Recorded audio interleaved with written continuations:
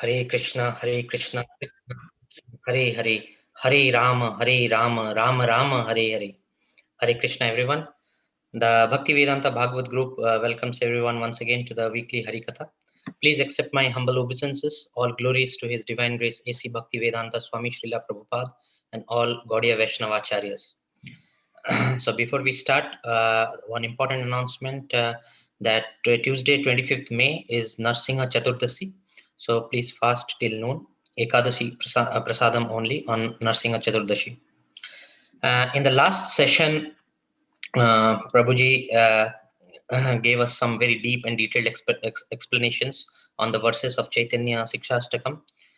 So Prabhuji has been providing us these explanations from the last 7 sessions, and as he mentioned, Chaitanya Shikshashtakam is a bottomless ocean. So the more and more one dives, the more and more nectar one gets. Prabhuji very beautifully explained that the holy names of Sri Krishna and Krishna, holy names of Sri Krishna, Krishna and his associates. So in the holy names, Krishna has invested all his energies and it has all his internal potencies.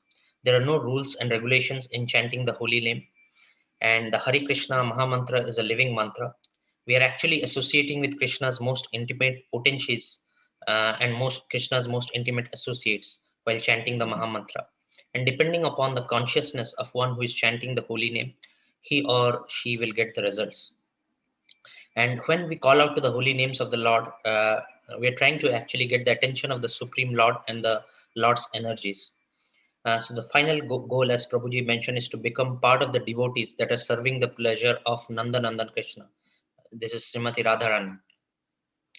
Satchitananda Dasa Prabhuji gave us some very deep, sweet, and truly nectarine explanations about the various definitions of Hare, Krishna, and Rama in the Hare Krishna Maha Mantra, and as explained by Jiva Goswami in the Maha Mantra Deepika. Prabhuji beautifully provides us the definitions. For example, the first Hare is that personality who steals the heart of the person, or who steals everyone's heart, and that personality is Sri Radha. In the second explanation of Krishna, Prabhuji mentioned that Krishna is the one who forcibly attracts Radharani by his flute, and he attracts Radharani and all the gopis. Also, in one of the explanations, Prabhuji said that in order to please Radharani, and which is the definition of the fifth Krishna, where Krishna calls out all the holy rivers to fill in Shyamakund. Prabhuji explained the beautiful pastime about how Krishna with his flute played his flute and with his transcendental mystic powers created a lake and invoked the 7 rivers to fill in the lake, which is known as Shyamakund. Also, Prabhuji mentioned that in Vraja Mandal, Radha Kund is the highest worshipable place.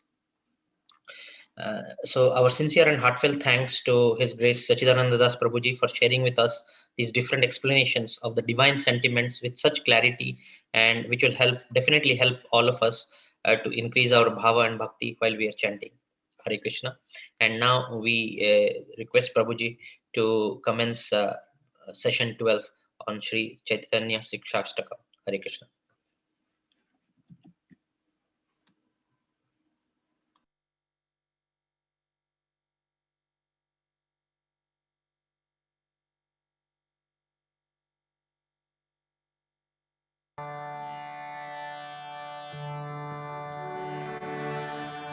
Namo Vishnu Padaya Krishna Pristhaya Bhutale Shrimate Bhakti Vedanta Swamin Iti Namine Namaste Saraswate Deve Gauravani Pracharine Nirvishesha Shunyavadi Paschatya Desha Tarine Jai Shri Krishna Chaitanya Prabhu Nityananda Shri Advaita Gadadhar Shrivasadi Gaura Bhakta Vrinda. Hare Krishna, Krishna Krishna, Hare Hare, Hare Rama, Rama Rama, Hare Hare. Hare Krishna, Krishna Krishna, Hare Hare, Hare Rama, Rama Rama, Hare Hare.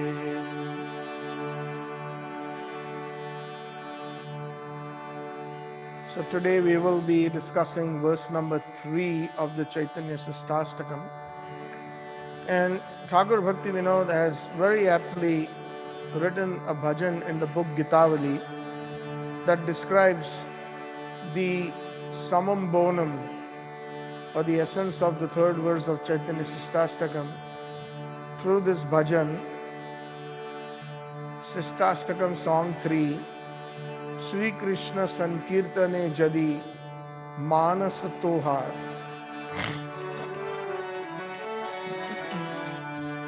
Shri Krishna Sankirtana Jadi Manas Tohar Parama Jatane Tahi Labho Adhikar.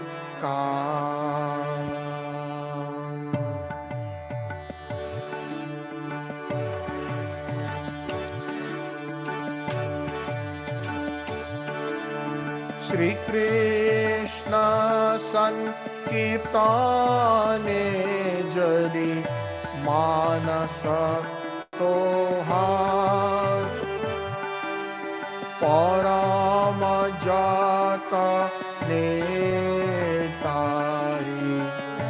Labho Adhikar Trunadhikahina Dinaya Kinchancha Apane Manobi Sada Chadi Ahankar Trinadatina Adina Akincha Nachar Trunadhikahina Dina Akincha Nachar Apane Manavi Sada Chadi Ahankar Vruksha Sama Shama Guna Korobi Sadha Pratihimsa Tyaji Anya Kori Bopalan Anye Kori Bopalan Vruksha Sama Guna Karibo Sadhan Pratihimsa Taji Anye Kori Bopalana Jivana Niravahe Aneya Udavega Na Dive Jivana Niravahe Ane Udvage Na Dive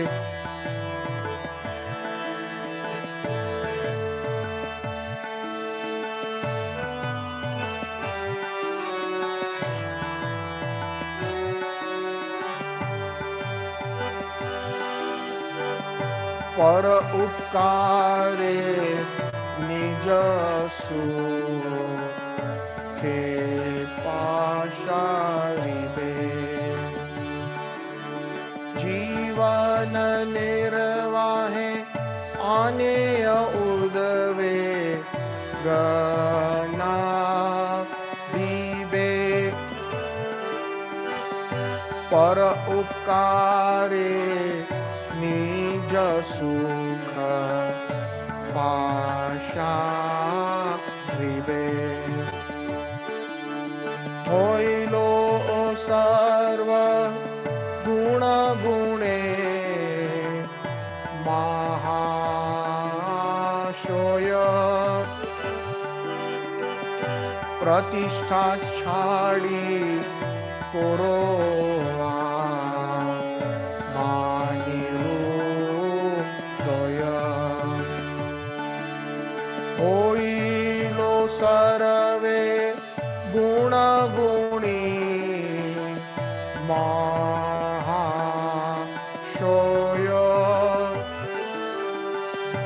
प्रतिष्ठा छाड़ी कोरो यामानी हृदय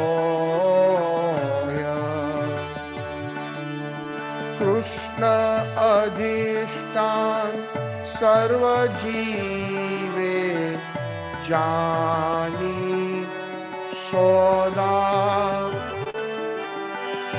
कोरो भी सम्मान सबे आदरे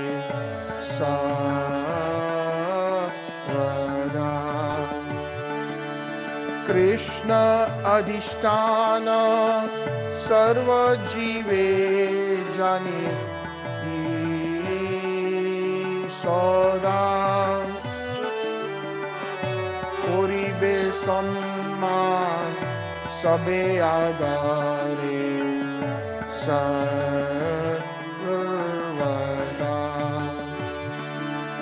दैन्य दया अन्य मान प्रतिष्ठा वर्जन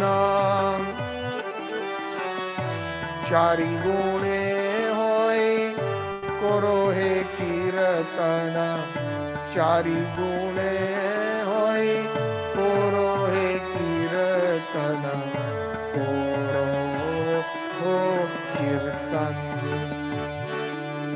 भक्ति विनोद कांदिया बोले प्रभु उपाय हेनो अधिकार कबे दीबे आमाय भक्ति विनोद कांदी बोले प्रभु पाय हेनो अधिकार कबे दीबे हे आमाय श्री कृष्ण संकीर्तने जड़ी माना सतोहार परम जात नेताई लाभो अधिकार लाभो अधिकार श्री कृष्ण संकीर्तने जड़ी मानस तोहार परम जातने ताहि लाभो अधिकार हरे कृष्णा हरे Krishna Krishna Krishna Hare Hare Hare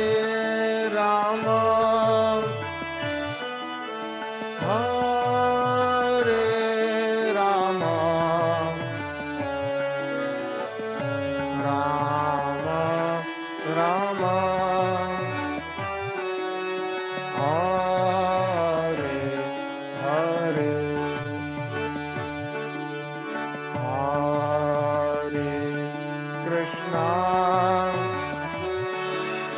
Hare Krishna, Krishna Krishna, Hare Hare, Hare Rama, Hare Rama, Rama Rama, Hare Hare.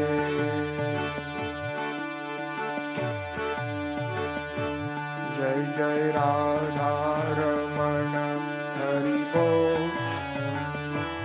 Jai Jai Radha Ramana Hari Bol. Jai Jai Radha Ramana Hari Bol. Jai Jai Radha Ramana Hari Bol. This Thursday is the appearance of Radha Raman Lal, one of the principal 7 deities of the Gaudiya Vaishnava Parampara. Jai Jai Radha Ramana Hari Bol. Jai Jai Radha Ramana Hari Bol.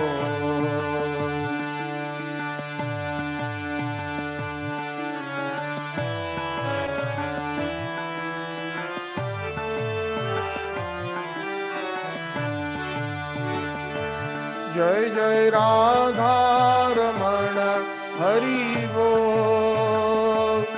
Jai Jai Radha Ramana Hari Bol. Jai Jai Radha Ramana Hari Bol. Jai Jai Radha Ramana Hari Bol. Jai Jai Radha Ramana Hari Bol. Jai Jai Radha Ramana Hari Bol. Jai Jai Radha Ramana Hari Bol. Jai Jai Radha Ramana Hari Bol. Jai Jai Radha Ramana Hari Bol. Jai Jai Radha Ramana Hari Bol. Jai Jai Radha Ramana Hari Bol. Jai Jai Radha Ramana Hari Bol.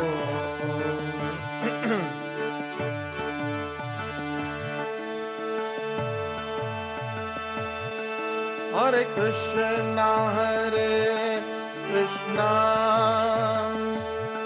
Krishna Krishna, Hare Hare, Hare Rama, Hare Rama, Rama Rama, Hare Hare, Hare Krishna, Hare Krishna, Krishna Krishna, Hare Hare, Hare Rama, Hare Rama, Rama Rama, Hare Hare. Jaya Radha, Jaya Radha, Madan Mohan Radha, Madan Mohan Radhe Radhe.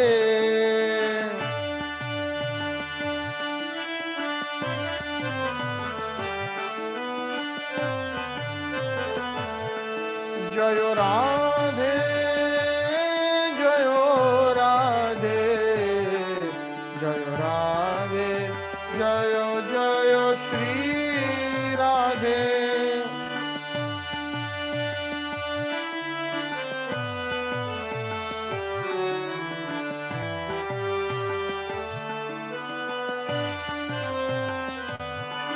Jaya Radha Govinda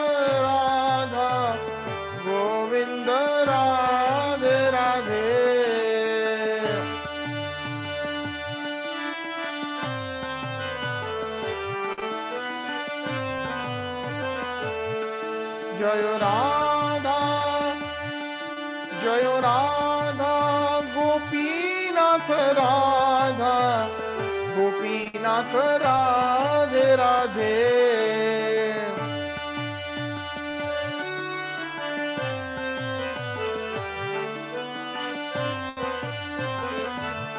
जयो राधा रमण राधा रमण राधे राधे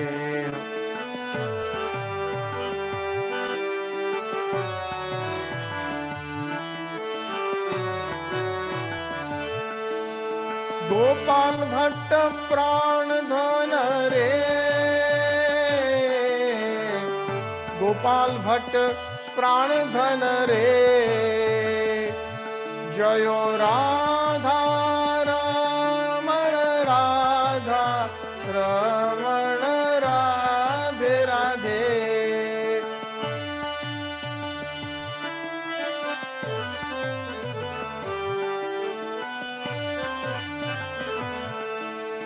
गोपाल भट्ट प्राण धन रे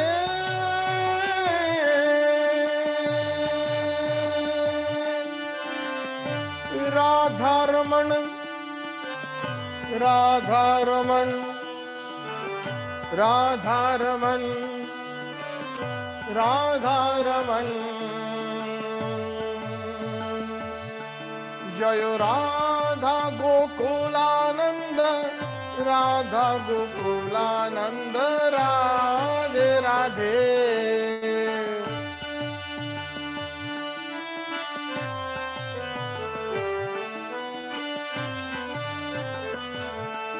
जय राधा दामोदर राधा दामोदर राधे राधे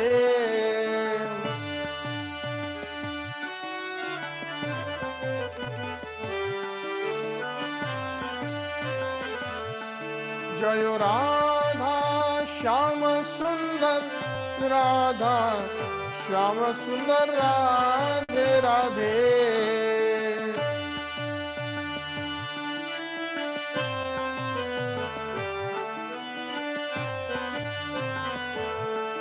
जय राधे जय राधे जय राधे जय जय श्री राधे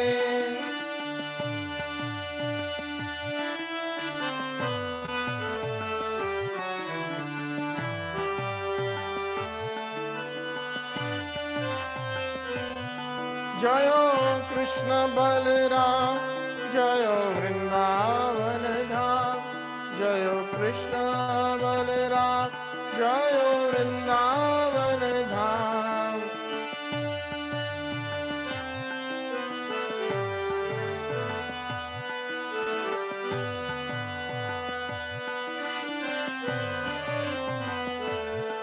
जय ललिता विशाखा राधे श्याम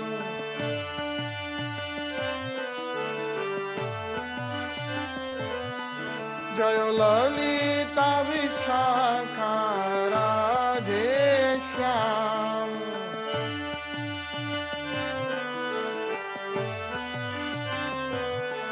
जय ललिता विशाखा राधे श्याम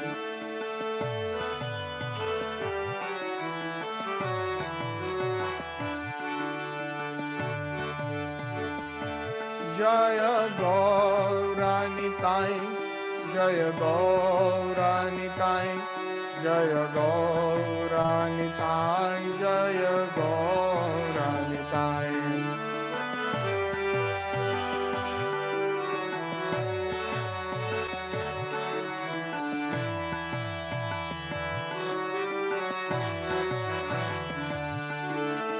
जय सच्चिनंदन गौर Hari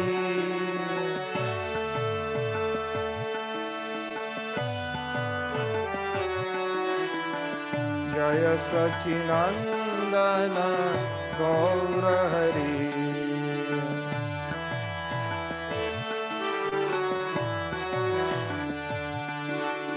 Jaya Jagannath, Jaya Jagannath.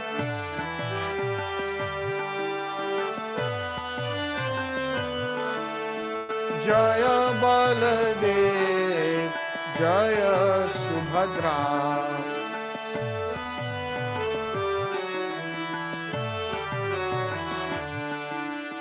Jagannath Swami Nayana Pathagami.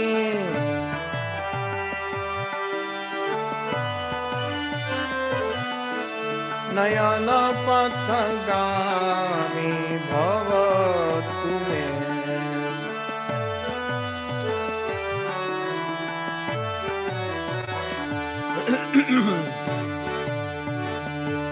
Jaya Radhe, Jaya Krishna,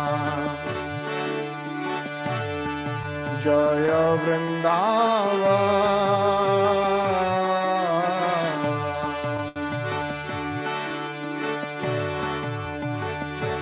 Jaya Radhe, Jaya Krishna,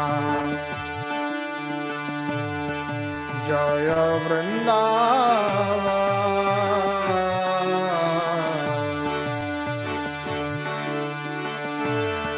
Shri Govinda Gopi Natha Madana Mohan.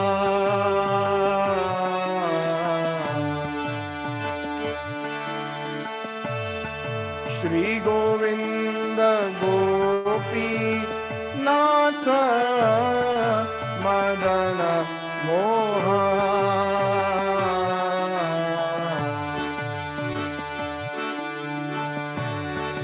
Shama Kunda Radha Kunda Giri Govardhana Kalindi Jamuna Jaya Jaya Mahava.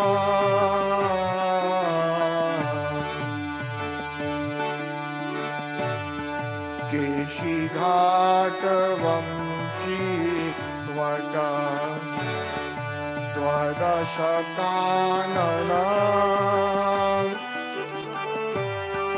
Jaha Sab Leela Koilo Shri Nanda Nanda.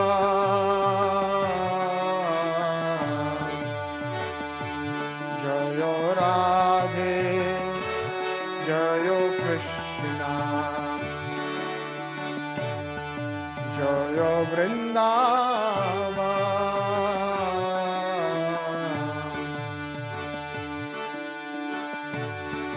Shri Nanda Yashoda Jaya, Jaya Gopagana. Shri Damadi Jaya, Jaya Dhenuva Saga.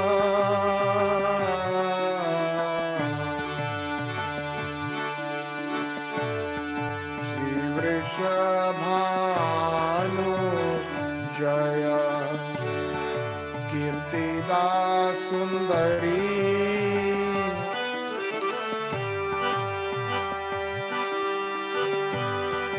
Jaya Jaya Purna Masi Abhirana Gari.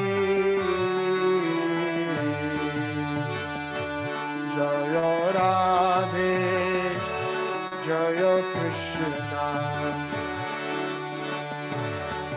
Jaya Vrindavan. Shri Govinda Gopi Natha Madana Mohan.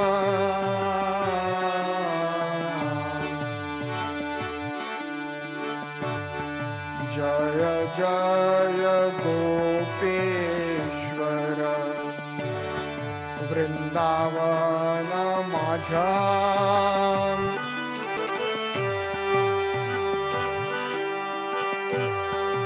जय जय कृष्ण सखा गट बीजरा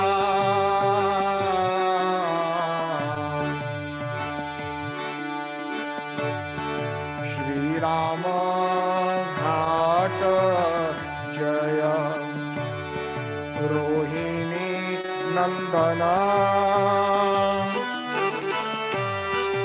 जय जय वृंदावन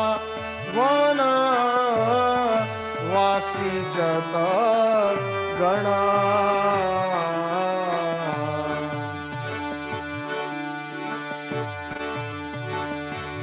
जय राधे जय कृष्णा जय वृंदावन श्री गोविंद गोपी नाथ मदन मोहन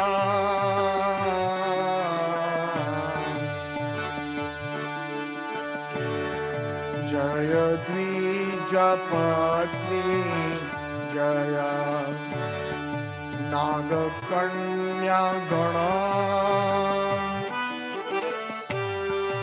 भक्ति ते जहाँ पाइलो गोविंद चरण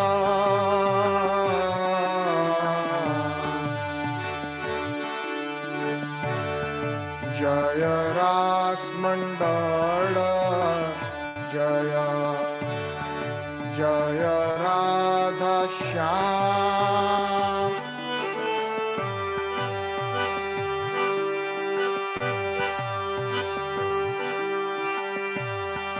जय जय रास लीला सर्व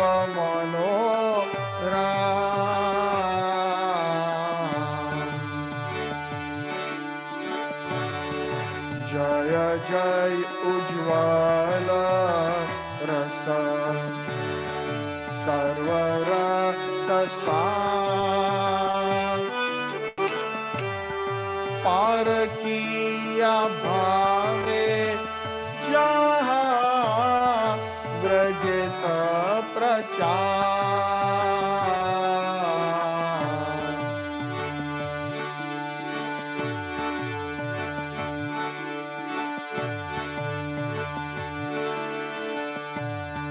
जय जय उज्ज्वल रस सर्वरस सार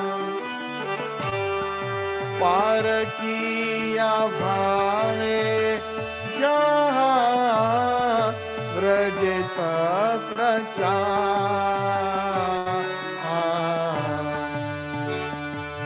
जय राधे जय कृष्णा जय वृंदावन श्री गोविंद गोपी नाथ मदन मोहन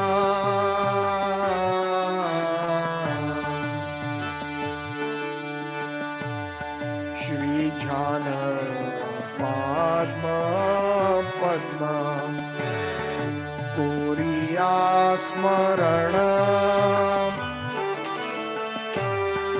दीन कृष्ण दासे कोये नाम संकीर्तन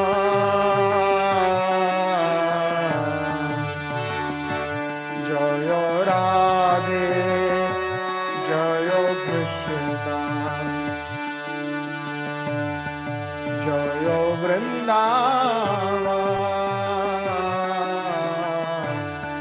जय राधे जय कृष्ण जय वृंदावन श्री गोविंद गोपी नाथ Madan Mohan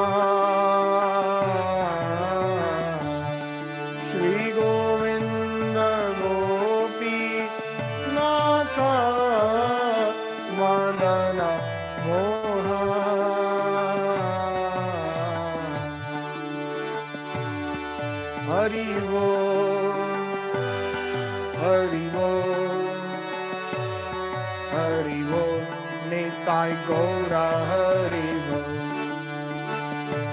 Prabhupada, Prabhupada, Prabhupada, Prabhupada, Gurudev, Gurudev, Gurudev, Jaya Jaya Gurudev, Jaya Jaya Gurudev, Jaya Jaya Gurudev. Gaur Premanande Hari Hari Bol. Gaur Premanande Hari Hari Bol. Gaur Premanande Hari Hari Bol. Aradhyo Bhagwan Vrajesh Tanayas Tadham Vrindavanam Ramya Kachidupasana Rajavadhuvargena Taya Kalpita Shrimat Bhagavata Puranayamalam Prema Pumartho Mahan Shri Chaitanya Mahaprabhur Pataidam Nayakrayagra Paraha.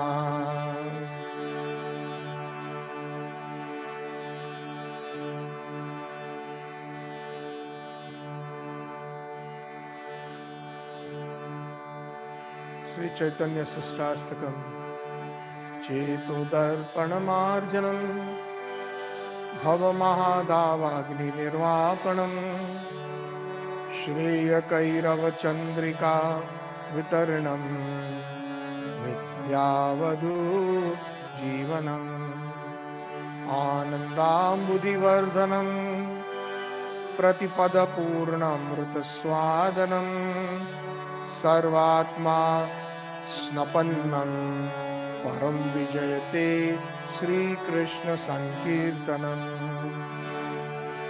Nam Namakari Bahuda Nija Sarva Shaktis Tatra Arpita Niyameta Smarnena Kalaha Etadrashi Tava Kripa Bhagavad Mamayapi Durdaiva Mitrisham Ihajani Nanuragaha Trinadapi Sunichena Taroiva Sahishnuna Amanena Manadena Kirtanya Sada Hari Na Dhanam Na Janam Na Sundarim Kavita Va Jagadisha Kame Mama Janmani Janmani Ishware Bhavatat Bhakti Ahituki Tvai Ainanda Tanuja Kim Karo Patitamam Vishame Bhavam Buddho Kripaya Tava Pad Pankaja Stita Dhulim Sadrisham Vichintaya Nayanam Kaladashrudharaya Vadaram Gadgadarudaya Gira Pulakirnachitam Vapukada Tavanama Grihaneshu Bhavishyati Yugayitam Nimeshena Chakshusha Pravashaitam Shunaitam Jagata Sarvam Govinda Vira Ename Ashlishya Padaratam Pinashtumam Adarshanam Marmarto Karotua Yatha Tathava Vidhato Lampato Mat Prananathassa Naeva Paraha Hare Krishna Krishna Krishna Hare Hare Hare Rama Rama Rama Hare Hare Vandeham Shri Guru Shri Utab Padakamalam Shri Gurun Vaishnavamscha Shri Rupam Sagrajatam Sahagana Raghunathanvitam Tam Sajivam Sadadvetam Savadhutam Parijana Sahitam Shri Krishna Chaitanya Devam Shri Radha Krishna Padan Sahagana Lalita Shri Vishakhan Vitamscha Navaneeradanindita Kantidharam Rasosagar Nagar Bhupavaram Shobha Vankimacharu Srikhanda Shikhim Bhaja Krishna Nidhim Vrajaraja Ho Bhaja Krishna Nidhim Vrajaraja Radhika Sarodaindu Nindi Mukha Mandali Vandiye Shri Pada Padma Vrishabhanu Nandini Tavayasmi Vrishabhanu Nandini.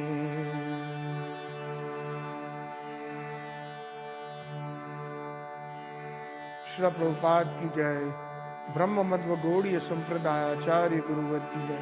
गौर प्रेमानंदे हरि हरि बोल।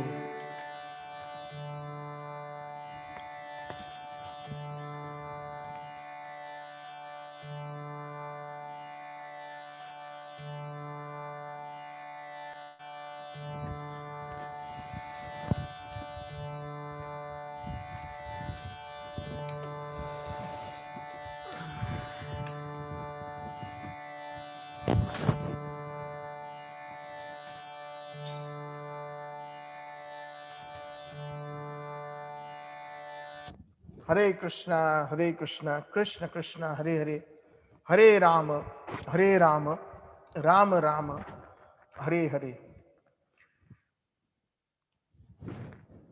My humble obeisances unto all the Vaishnavas, the listeners, and my millions and millions of obeisances to His Divine Grace A.C. Bhaktivedanta Swami Srila Prabhupada and the Gaudiya Vaishnava Parampara. May the words that emanate from my mouth be in line with the teachings of Chaitanya Mahaprabhu, and may the Gaudiya Vaishnava Acharyas bless me with my Vani so that I can present the essence of such a deep and a sublime topic such as the Shikshashtakam.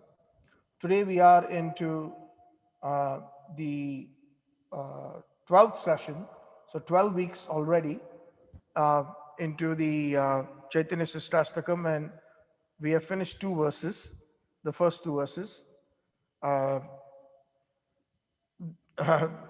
which we have been discussing for the last 3 months, 12 weeks. The Chaitanya Shikshashtakam is the ultimate or the summum bonum of a Vaishnava's life, of a Vaishnava's existence. And if we even understand a small drop, if we can assimilate it in our lives and make it our goal to pursue and set a higher standard for ourselves in bhakti, then indeed we will be blessed by Chaitanya Mahaprabhu and his most intimate associates. So the first verse was Cheto Darpana Marjanam Bhava Mahadava Agni Nirvapanam Shreya Kairava Chandrika Vitaranam Vidya Vadu Jivanam Ananda Mudi Vardhanam Pratipata Purna Mrut Swadanam Sarvatma Snapannam Param Vijayate Sri Krishna Sankirtanam. The second verse that we discussed was Nam Nam Kari Bahuda Nij sarva shakti tatra arpita niyameta smarnena kala etadrishi tava kripa bhagavan mamayapi durdaivam idrisham iha janina anuragaha.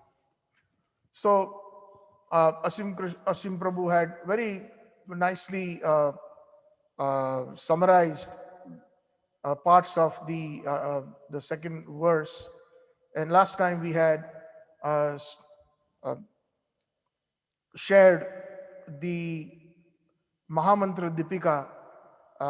We presented that was composed by Srila Jiva Goswami, and he explains each and every word in in a very rasic way, in a very beautiful way, about what each word of the 16-lettered mantra, the Hare Krishna Mahamantra,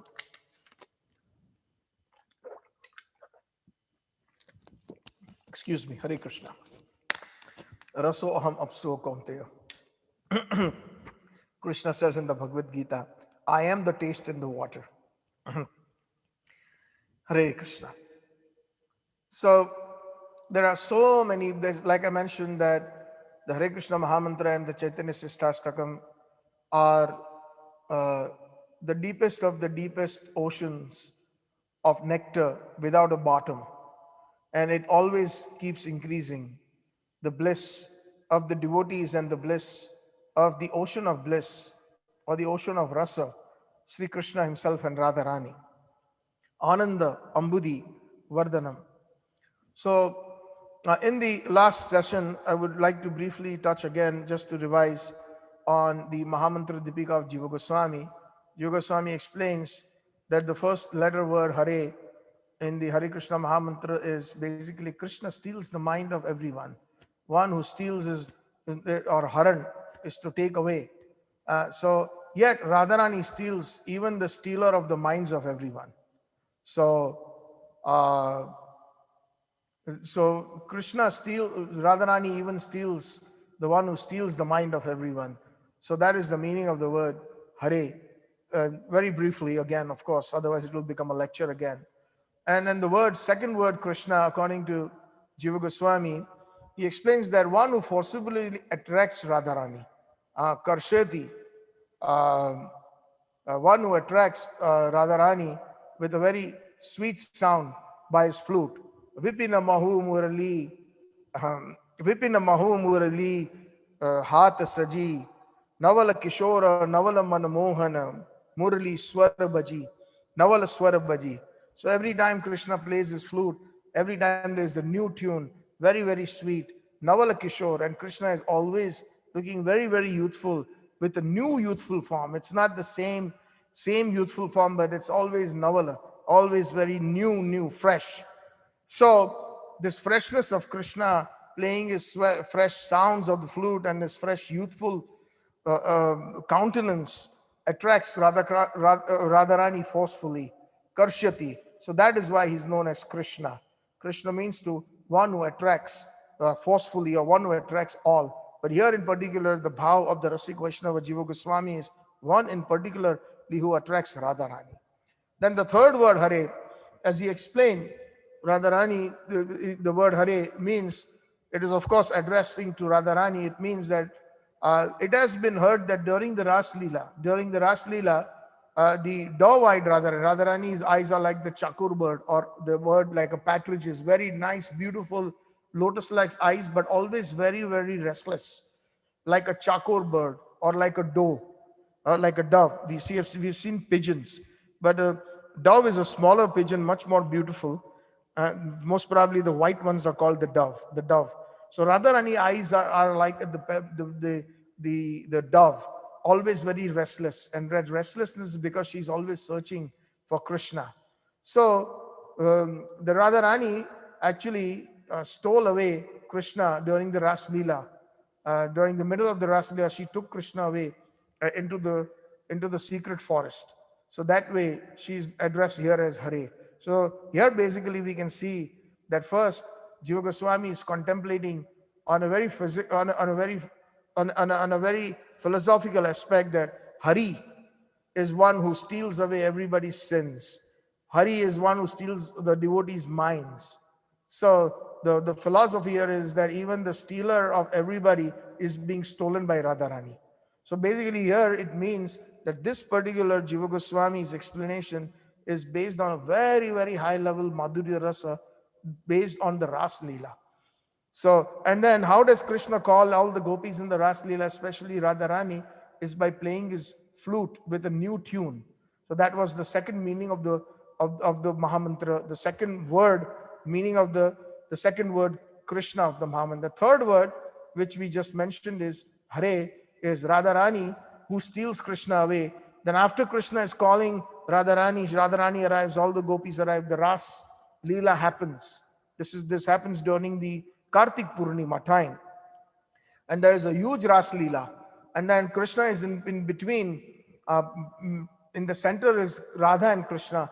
And surrounding Radha and Krishna has expanded himself into as many gopis.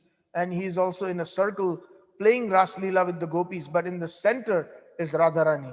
But after some time, Radharani expresses her transcendental envy, or known as mana, and she actually runs into the forest. Thereby, Krishna follows her. Thereby, she steals her away from the rest of the gopis. Of course, this is a very, very high bhav. So, the Hare Krishna Mahamantra can be applied to all the different leelas of Krishna.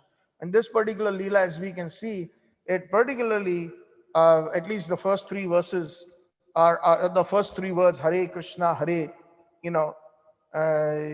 it means that it depicts in Jiva Goswami's heart the calling of Radharani and the calling of the gopis into the Ras Leela. The Ras Leela commences, and then Radharani forcefully, leaves. She leaves and forcefully steals away Krishna out of her deep love for Krishna. That was the third meaning of the word, the third word Hare, explained by Jiva Goswami in the Mahamantra Dipika.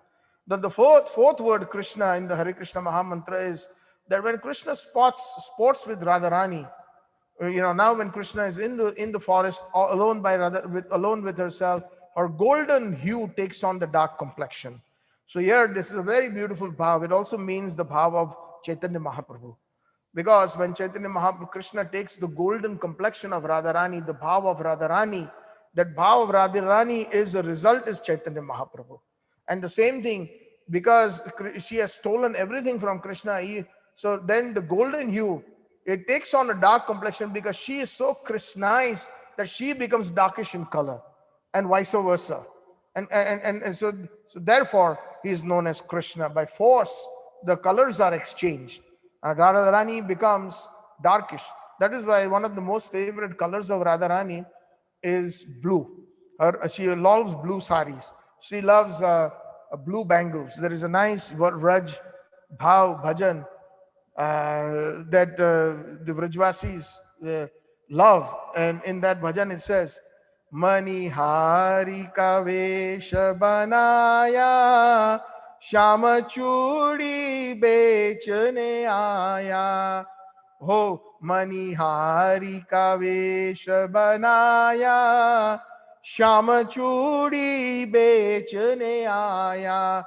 Chaliya ka वेश बनाया श्याम चूड़ी बेचने आया. झोली कांधे धरी उसमें चूड़िया भरी. झोली कांधे धरी उसमें चूड़िया भरी. Mohan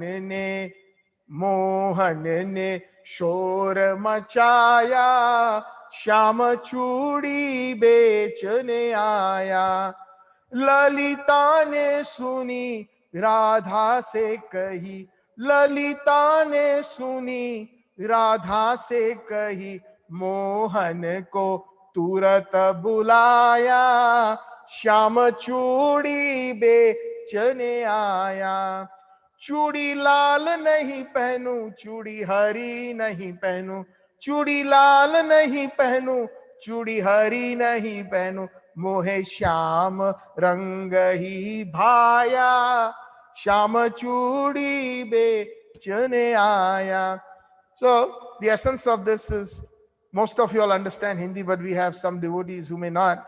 So it means in this bhajan there is a wonderful transcendental uh, pastime of the Lord, where Krishna, he disguises himself, because Radharani, to meet Radharani, she was not meeting him very easily. So he decides to disguise himself as somebody who is selling the jewelry, especially the bangles. In India, they are called maniharis. They sell the bangles that are made of beads, or the necklaces that are made of beads. So it is sort of, a jewelry that is false jewelry that is made of glass and beads, something that everybody can afford. Even in the smallest of the smallest villages, these maniharis go and they sell their jewelry, and they simply start yelling and shouting out in the different streets. Le chudiya lelo, chudiya lelo, mala lelo. Please take the bracelets, take the bangles, take the necklaces, buy my necklaces, buy. So Krishna, he became a cheater. He changed his dress and he became an ordinary bangle seller, a jewelry seller on the streets. And when Lalita and Vishakha, the girlfriends, the best friends of Radharani, heard the sound, they always are wanting to do some sringar for Radharani. They always want to dress up Radharani very nicely. That is the bhav of the Manjaris, and that is the bhav of the gopis. That is called Shringar Ras. We had explained a part of the Shringar Ras when we had a few months ago done a series on the Samsara Davanal, the Guru Ashtakam, where that verse comes, Shringara tan mandira marjanado yuktas cha bhaktams cha ninjayoto pi vande Guru Sri Charanarvindam. Shri Vigraha Aradhana Nityanana Shringara tan mandira marjanado. Shringar. So the Guru or our Gaudiya Acharyas, they are Manjaris, they are the gopis, they are the Swakiya, and they are the Pran Sakhis, are working under the guidance of Lalita and Vishakha. And they're always ready to dress up Radharani, decorate her very nicely. So moment she heard the jeweler in the streets of Vrindavan, they called, Mohan ko turat bulaya. Immediately, as soon as he was passing by, please come, please come. We want to buy something for our life and soul, Radharani. So when he walks into the chamber, along with the other gopis seated and Radharani seated in the center, he opens his wares. He opens his gutri. They usually put it in tied in a cloth, and all their wares when they're selling the wares. We even remember in our childhood, even in a place like Bombay, they used to come out in the afternoon and sell their wares. Sometimes it was the person selling the utensils, like the bowls and the spoons and the stainless steel plates. All these things they used to exchange it for saris. Actually, they are known as shelas. If some of the ladies know, shelas are very expensive saris that they exist these days. They were made of gold, real gold and real silver threads. And back in those days, in the weddings and on special occasions, those expensive saris with real gold thread and real silver thread interwoven, the Matajis used to wear that. I have a photograph in my home, in my ancestral home, with my grandmother with a very expensive shela. And everybody who walked into the house and saw that photo, they says, wow, this is real, and it's all full of gold, real gold. And then, of course, when they passed away, it was passed on to the bahus in the family, the aunts. My mother got some, etc. But nobody started wearing those, and they were smart. These vendors, they would go to the household and they would try to collect all these old saris with the real gold and silver and exchange them with bartan, with steel utensils. And I still hear, my mother had some very old shelas in my childhood. She used to bargain with him. No. This is not sufficient. You have to give me 1, 2, 3, 4, 5. You have to give me 7, 8. This is real gold. She never wore it, and then she didn't feel. So one day she exchanged one of those ones. I still remember. So those are called the vendors, street vendors, who come to your house, who come to your door. So this street vendor, in the form of Krishna, he walks into that when he's called upon, like my mother used to yell upon when we lived on the second floor, and she used to call upon that vendor, and the vendor used to come with his guttery, and then he would sit and spread all the different things he had uh, to display in exchange or for purchase with money. So similarly, Krishna is now displaying all the different bangles, and he's showing, and purposely he's showing the red bangles, and Radharani is saying no, no, no, no. He's showing the green bangles, and Radharani says no, no, no.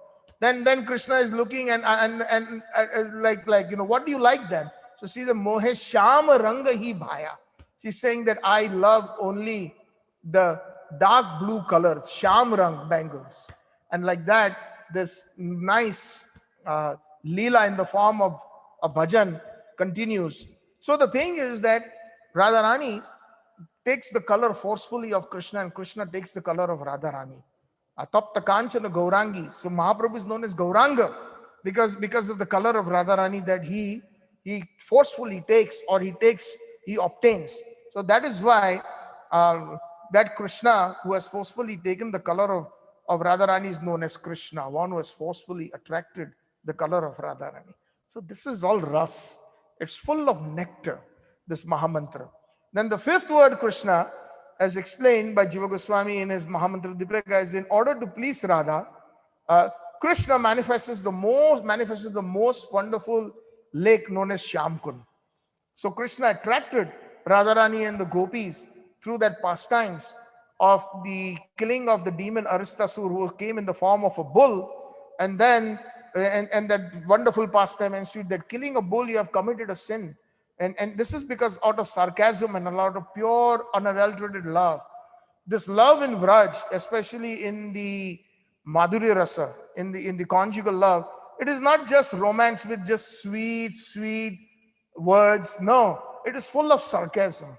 And that kind of sarcasm Krishna just loves more than the prayers of the Vedas that are sung by the Brahmins, and by all the choice verses that devotees sing in the Purusha Sukta, and so many other different Vishnu Sahasranam, and so many other wonderful prayers that are there. Krishna is just waiting to hear some sarcasm from the gopis, from Radharani, from the gopis. Oh, you are a cheater. Oh, that's how the song starts. Manihari ka veso banaya, Chaliya ka veso banaya, Cham. And later on, Sham gets caught that you're not a bangle seller, you're not a jewelry seller, you are actually Sham.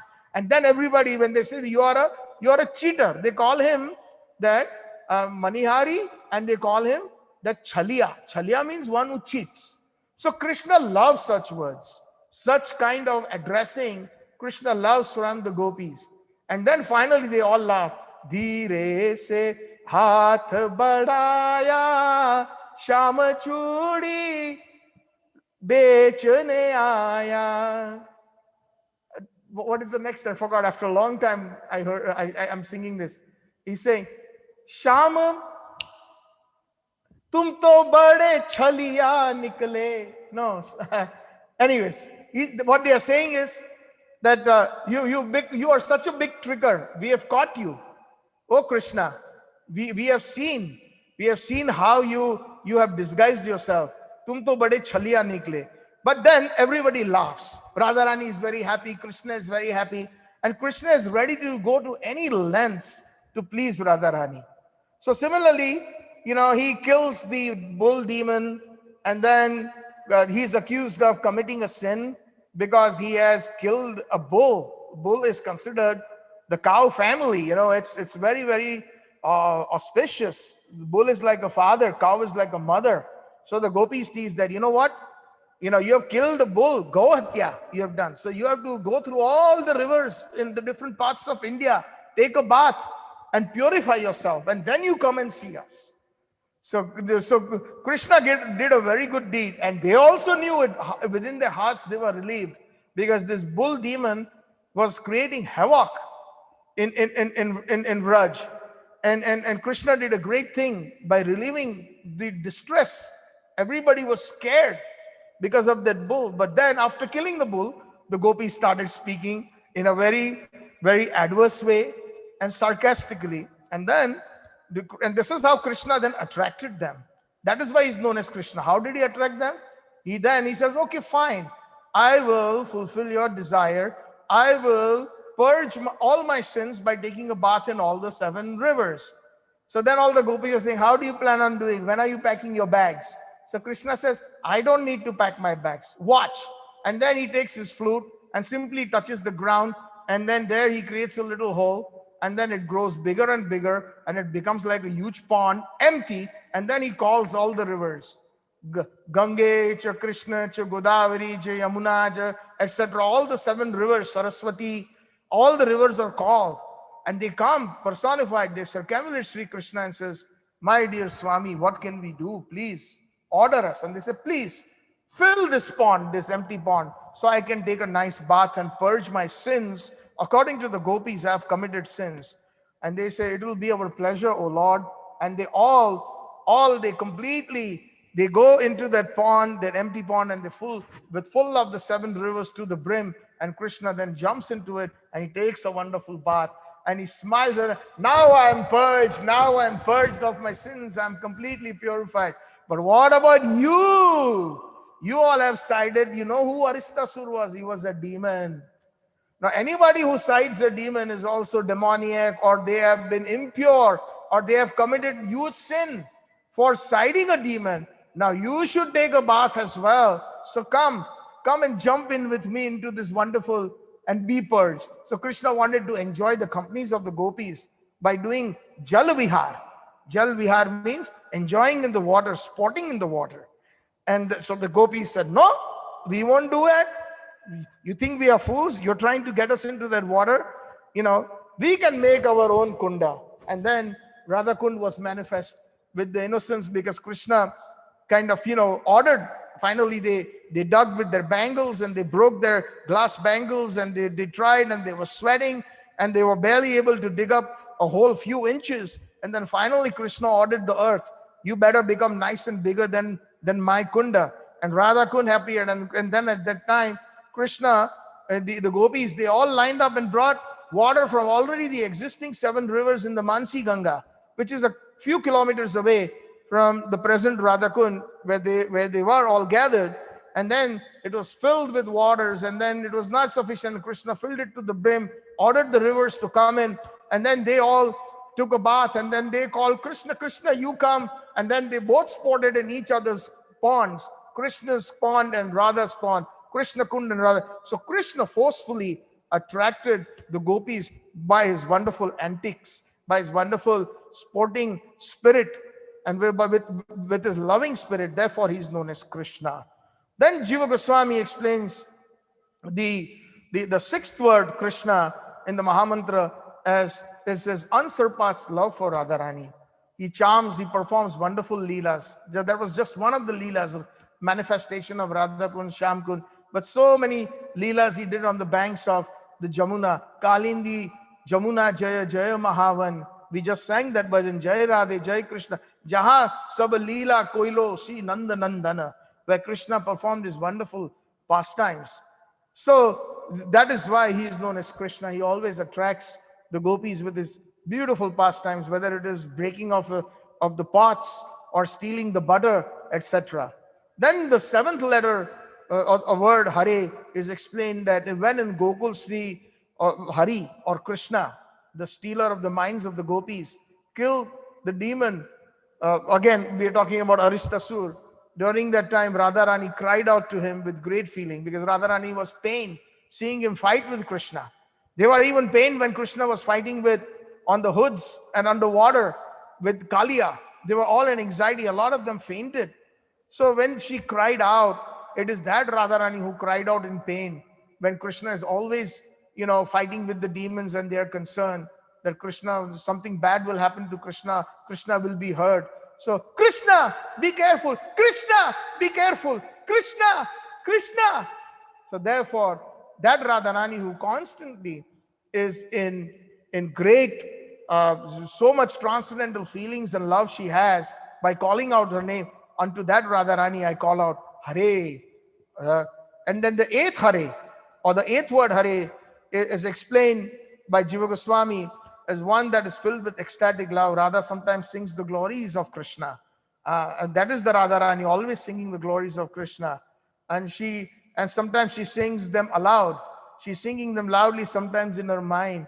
And so that is the Radharani that I'm thinking of. Jiva Goswami is a bhav or transcendental sentiment. Those who are expert in the secrets of divine sentiments, those divine sentiments of Radharani is addressed in the Mahamantra as Hare, O Radhe, the one with the divine sentiments for Krishna.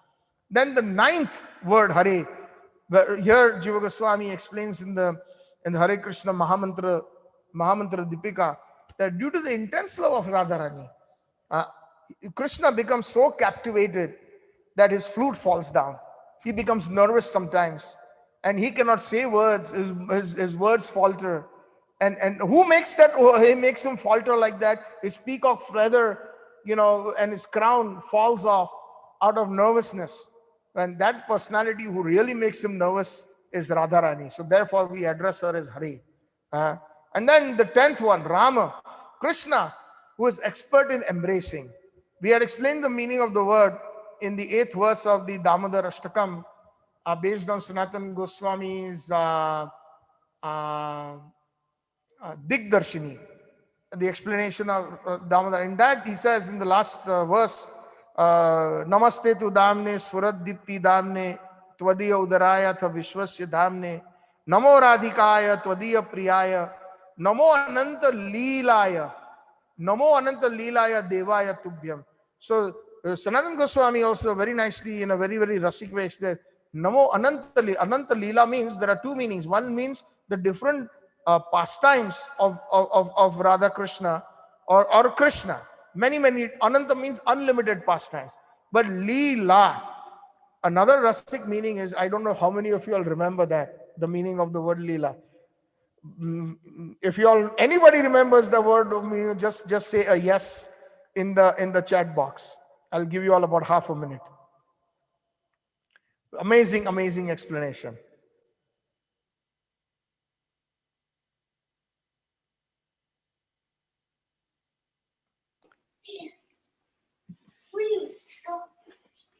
Co-host, can you mute everybody?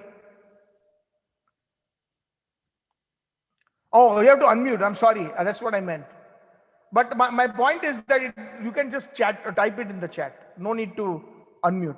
Otherwise, it will take too much time. So anyways, the word Li means to embrace.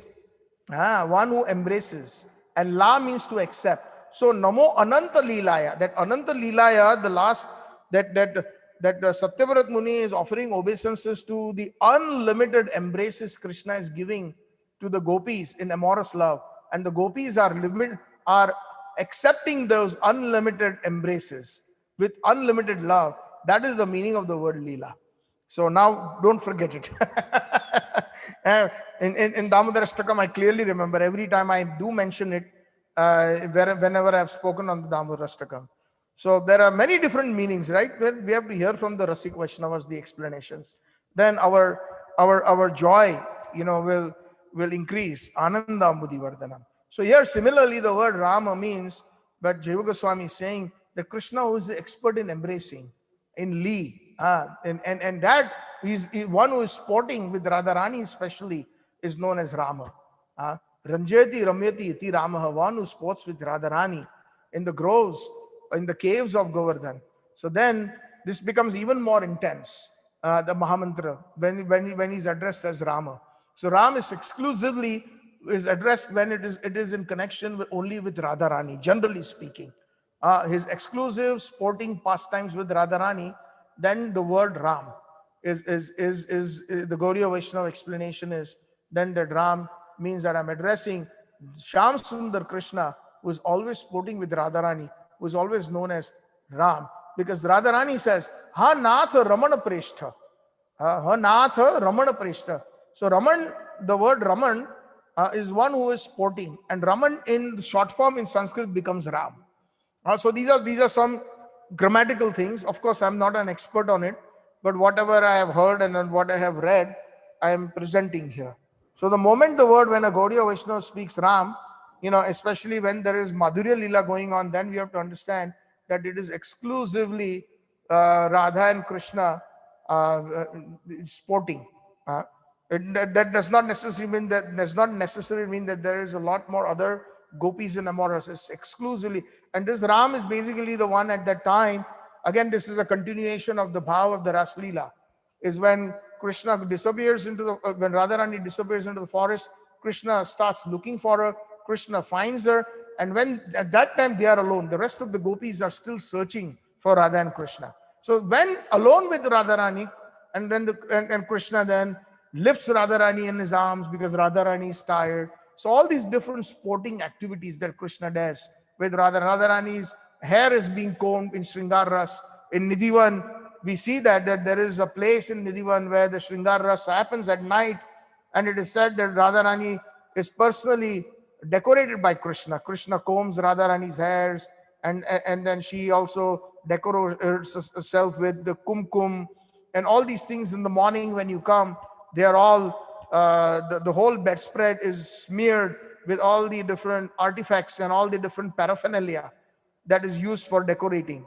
So of course that Sringar Ras is a very high ras, and it is not visible to all. And nowadays sometimes some of these the naughty pandas, they just imitate that, and they try to collect donations, and they say that, oh, last night Radharani was here, Krishna was here. Yes, they were there, but nobody has seen them. Actually, only the Rasik Vaishnavas can see them, those who have the eyes, those who are very pure in nature, because they are basically a part of that Leela. They are a part of that particular pastime. They have seen it, definitely. And of course, because they have mentioned it, so that became a sort of a thing in Raj. They do it. So our bhav should be that, yes, we should accept it, that it happened. But actually speaking, it is the persons who are in charge of that little temple. They do this so that they have also some way of explaining the pastime, which is good. Listening to the pastimes of Krishna. So somehow or the other, even it may be sometimes a mock, but that mock actually should remind us of the real pastime of Krishna. So it is all good. Donating a few rupees when we go there doesn't hurt us, because they have to make their livelihood too. But the point is that is why he's known as Raman. When in Ekanta, when only Radha and Krishna are together in the Nikunja Leela, at that time he is addressed as Raman, because Radharani addresses him as Raman. Ha Natha Ramana Preshta. Oh my Lord, oh my dear Raman, one who is sporting with me. Priya, Preshta. Preshta means one who is very dear. Kwasi, Kwasi, Mahabaho. Krishna also disappears. Where are you? Where are you? Oh, great armed one. Just a few minutes ago, you are so strong, Krishna. You beheld me in your arms. Now I don't see you. Oh, ha, Nath. Ha means that is in lamentation. Like how Narottam Das Thakur is saying in the bhajan, Ha ha Prabhu Nityananda Premananda Sukhi. Ha ha. Aha means kind of beating your chest, or in lamenting. Ha ha, where are you? Ha Nath Ramana Preshta. So there Radharani is addressing Krishna. So that Ramana, the 10th word in the Mahamantra Ram that appears, is again back in Jiva Goswami, is again back into the Leela of the Ras Leela, and the rendezvous, the meeting of Radha Krishna in the forest alone at that time. So that time is addressed as Rama. And then Hare, the 11th word, is expressed as the most merciful Radharani. She destroys all the miseries. So now there is, again, he starts with Tattva, and now he's almost ending with a little bit of Tattva. That Radharani destroys everybody's miseries. Tattva with Rasa. She even destroys Krishna's miseries by her company, by her loves that she showers. Therefore, she is known as Hare. She one who takes away. So she takes away the miseries of all, not only her Sakhis, but also she makes Krishna very happy by taking away Krishna's miseries. If Krishna is tired, if Krishna has something that is bothering him, Radharani can immediately take away Krishna's miseries away, Krishna's troubles away. Therefore, Hare, she can steal those away. Rama. So here now, the 12th word, a Mahamantra, the word Rama means the mind of the devotees is continuously drowned in an ocean of supreme joy. Ananda Amudi Vardhanam. Or we can say in the Again, in the Damodar Ashtakam, what is the word that Satyavrata Muni uses? I think in the third verse or the fourth verse. Idriksa Leela Vir Ananda Kundi Swagosha Nimanjantam Akhyapayantam. In this way, Idriksa Leela Vir, by performing his different wonderful pastimes, uh, Swagosha Ananda Kundi Nimanjantam, he is drowning all the residents of Raj into an ocean of, of joy, an ocean of bliss. So similarly, Radharani um, is being drowned in an ocean of joy in the presence of Krishna, or known as some, or Krishna known as Rama, the one who is sporting with her exclusively. And the 13th word Rama means Radharani is known as Ram, because here now the thing is, she is known as Ram because she enjoys the loving pastimes with Achyuta, with Krishna. Uh, Ramayati Achyutam Premna. She is actually engrossed in the sporting pastimes of with Krishna, and therefore Krishna is known as Rama. And they meet in a secret Nikunja, and she is always by her side, and therefore Krishna is known as Rama, enjoying with Radharani, sporting with Radharani. And the 14th word Rama, again, according to Jiva Goswami's bhav at that time, when he is expressing this meaning of the Mahamantra Dipika, he is saying that when the residents of Gokul were crying due to the fear of a forest fire, Rodnair Gokule Davanalam. Davanal means forest fire. And then Krishna immediately swallowed it and gave his devotees great joy. So now Jiva Goswami encompasses the entire Vraj Mandal. There, especially then, and then in this way, he is known as Rama.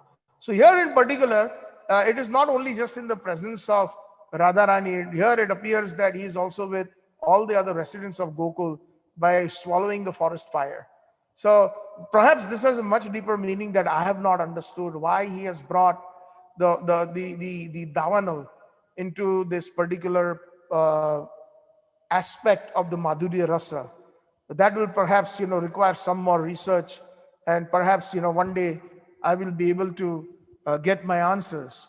But in Sanskrit, the verse that Jiva Goswami uses is Rodaner Gokula Davanalam Asyati Hasan Visosyati Tenokta Ramo Bhakta Sukhavyaha. He is known as Ramo because he gave Sukha to all the devotees by swallowing that Davanalam in Gokul, the forest fire. Then the 15th and the 16th word, Hare Hare. So here he says that Sri Krishna, when he went to Mathura in order to destroy the demons, then however, due to him being captivated by the love of Radha, he later returned. So again, we explained that last time. Again, just to repeat it, because there's a lot of rust, sometimes it is good to hear it again and again. Krishna who left Mathura, for Mathura is not Nandanandan Krishna. We explained that many times in different lectures. It is Vasudev Krishna on the border of Mathura and Vrindavan. When Akrur stops, then at that time, the Nandanandan Krishna stays back in Vrindavan, but he stays in the bhav form. He stays there in the hearts of everyone, not visible, but he's there in the form of thinking, feeling, willing. Always all the devotees are constantly, Vrajvasis are thinking of Nandanandan. Nandanandan ekam padam na gacchati Vrindavanam. He did not even step out, even one step he took outside of Vrindavan. So then at that time, from him, Vasudev Krishna came out. Vasudev Krishna was originally brought by Vasudev Krishna at the time of the night of Janmashtami, when Krishna appeared in the jail of Kansa. And then when he was brought to Gokul, actually in Gokul, Yashoda Ma had already given birth to two, one boy and a girl, twins. But Vasudev, when he brought Vasudev Krishna, when he brought him, he only saw the baby girl. By the covering of Yogmaya, he could not see the baby boy, Nandanandan or Yashodanandan. So he exchanged that baby girl and took her back to the jail, and the rest is history. That how when Kansas, they reported, the soldiers, when they woke up, that the eighth child of Devaki is born, and the crying of the child came, and Kans immediately came in and took the little child mercilessly and tried to smash it, and that it was a baby girl, not a boy. The predicament was wrong. Oh my God, Krishna is thinking, And then this little baby girl simply escapes, and that is the Mahamaya, or the Yogamaya Swarup, that was actually shown in the form of Mahamaya to Kansa. Because Mahamaya is a reflection of Yogamaya. Kans did not see Yogamaya. If Kans saw Yogamaya, then he would become transcendently pure. then the further leelas of Krishna would not happen. Uh, so Mahamaya was shown to Kansa, and then she laughed at him, says that the eighth child that you think that you have killed, he's already born in Gokul. And then she escapes, laughing at Kansa. That was the twin sister of Nandanandan Krishna, Yashodanandan Krishna.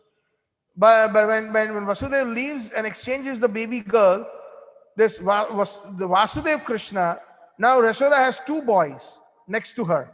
So Vasudev Krishna, before Yashoda and the rest of the Gokul Vasis can open her eyes, he merges into Nandanandan, the brother of Yogamaya. And he stays in Nandanandan until he's 13 or 12 or 13 years old.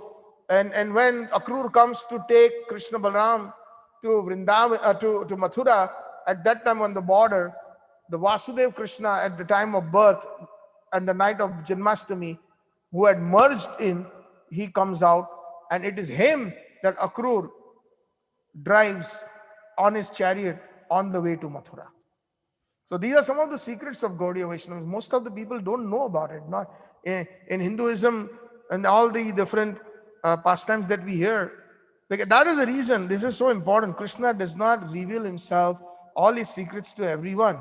And again, we have mentioned this, that it is our right as the homeowner whom you want to let in and how much you want that person to come into your house. Whether you want to just talk to him at the doorstep, or you want to open the door, or you want to invite that person into the living room or into your kitchen, offer him prasadam, or you want to take him to the innermost chambers of your house, because that person is so near and dear, so intimate, that you don't mind even taking that person into your bedroom and having a discussion. So similarly, ye yatha mam prapadyante tam satathaiva bhajamiham. Krishna says in the Bhagavad Gita, this is also a very rasik shloka. The general meaning of which obviously we all know is, according to one who worships me, I reciprocate. But that reciprocation is different with different devotees.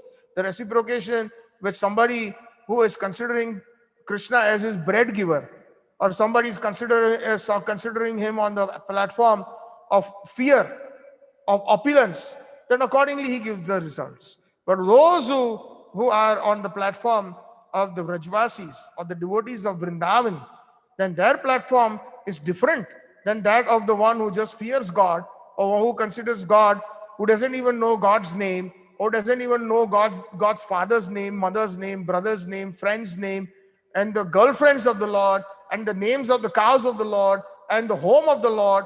So those who know all these small details are revealed to those persons because of their sincerity and their desire to know the Supreme Lord. So the Lord will say, just like somebody was walking on the street and we see that person, maybe it's the same bus stop or the same train station, the same time we are catching the train. We don't know that person, where he's living, his address. We don't know what his name is also. We only call him that person on the train platform. Or just people like to call him God, or Bhagwan, or Ishwar. We don't even know a proper name. We don't know the Pramukh names of God. We don't even know that same person that we have with for the last 300 days in the year, when we are working and we are at the same platform, meeting him at the same bogie, we are sitting together. We don't even know that person's father's name, mother's name, brother's name, etc. So that intimacy is not developed.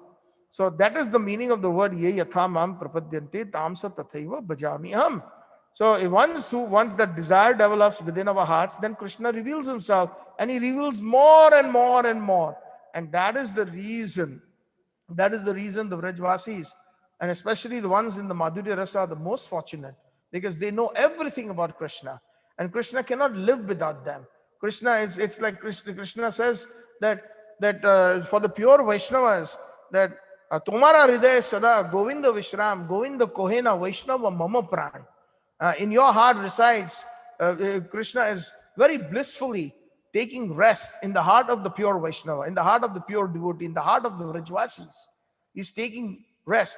And Govind says, Krishna says, these Vrajvasis, these pure Vaishnavas are my life and soul.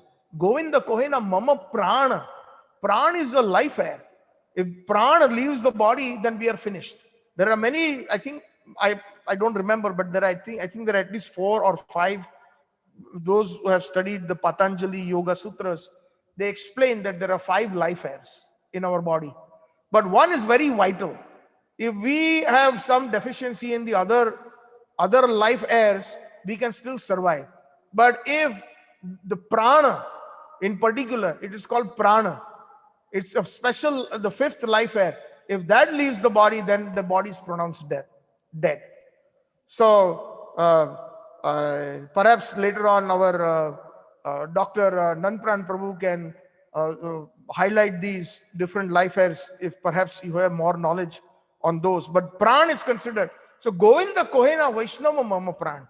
So these Vrajvasis, these gopis, they are my life. I cannot live without them.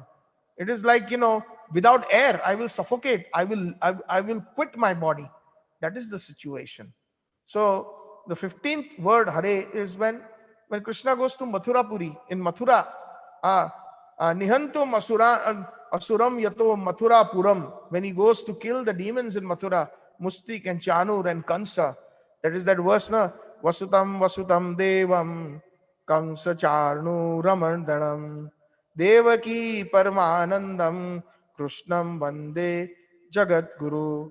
So the one who killed Mustik and Chanur, they were the 2 demoniac wrestlers that Kansa had arranged when to kill Krishna Balram. Moment Akrur, they were invited into the arena in a wrestling match, and this wrestling match was with the intention to kill both the brothers.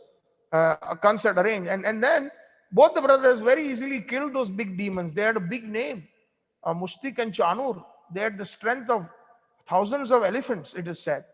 And then once they killed them, Krishna pounced, jumped onto the podium where Kansa was, and he kicked him, and finally he killed Kansa, the demon. So here, Jiva Goswami is saying that Hare, he's so that this Krishna went to Mathurapuri in order to destroy the demons. However, due to being captivated by the love of Radha Rani, he returned. So it is said that he returned, he remanifested. And there are different bhavas. And it is due to the attraction, especially of Radharani, that he returned. So therefore, I offer my obeisances unto that Radharani who made Krishna return back to Vraj. So that is why she is addressed as Hare or Hara. And the final, the 16th one, is the one that Jiva Goswami says that Agatya Dukkha Harta Yo Sarvesham Vrajavasina Sri Radha Hari Charito Harihi Sri Nanda Nandana. When the son of Nanda Maharaj returned to Vraj, he took away the suffering of all the Vrajvasis by his wonderful exploits, by his different wonderful pastimes, and he steals the heart of Radharani. So and thus he is known as Hari. So here the last word Hare, it actually here Jiva Goswami is implying it is actually not Radharani, but it is Sri Krishna who has stolen the hearts of everyone, including Radharani. And also it means Chaitanya Mahaprabhu, Krishna who has stolen the mood of Radharani. So this is, these are so many wonderful meanings, it's just awesome. I mean, just the more sometimes I touch upon the same topic, new rasas emanate, some of the things that I have not perhaps spoken before, they come in. So, I just kind of, share it with the devotees. I don't know how many times I'm going to be able to do this again, because this is very unique in nature. I tell you very honestly, this is not something that I'm sitting in front with books and notes and stuff like that. Whatever manifests from the remembrance and whatever the acharyas want me to speak, it comes. Sometimes it may, sometimes it may not. I do keep a few notes in the terms. Sometimes if the slokas are very complicated and I cannot recollect, then I do keep the Sanskrit slok in front of me so that, the recollection becomes more steadfast.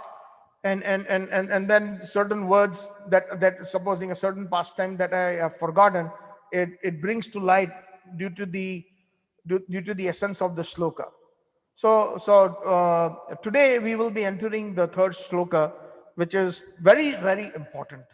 I mean, I cannot stress enough. First, before I tell everybody, I'm telling myself this. And it is a very, very difficult thing to achieve. It is a huge struggle. But nevertheless, we have to be very honest with ourselves, and we need to beg the mercy, of the acharyas, beg the mercy of Chaitanya Mahaprabhu, so that we can attain this particular third verse. And it is considered one of the most, along with all the other verses, this is probably, I would say, sort of a fulcrum, a very important verse amongst in the Shikshashtakam, to attain our prayojan, to attain our goal.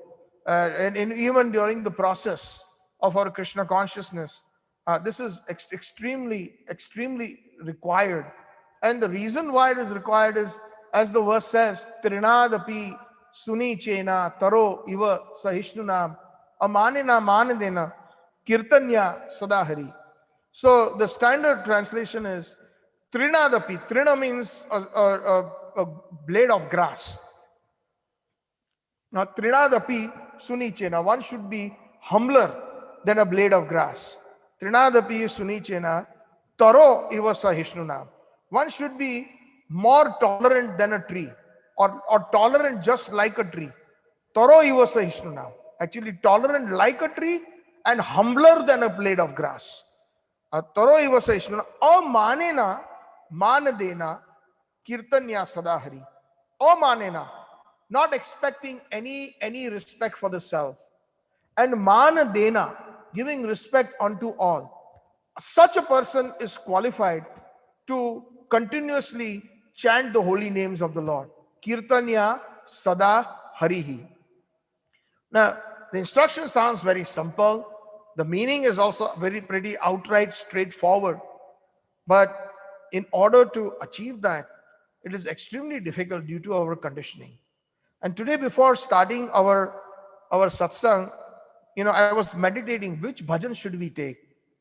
Generally I always like to set in the Gaudiya Vaishnava mood by taking a Vaishnava bhajan that has been composed by an exalted devotee. That's the always been my practice. I try to do that, and I've tried most of the time I've been able to do that, so that we sing that, and along that we post the translation on the screen, so that while we are singing, we can actually read the translation and take something with us within our hearts. So I was thinking this morning today, I'm speaking on the third verse, I need some inspiration to find the right bhajan. And lo and behold, I remembered we had discussed this during the disappearance of Bhakti Siddhanta Saraswati Thakur. Bhakti Siddhanta Saraswati Thakur asked that he needed to hear two bhajans. That was in the last hour before he left his body.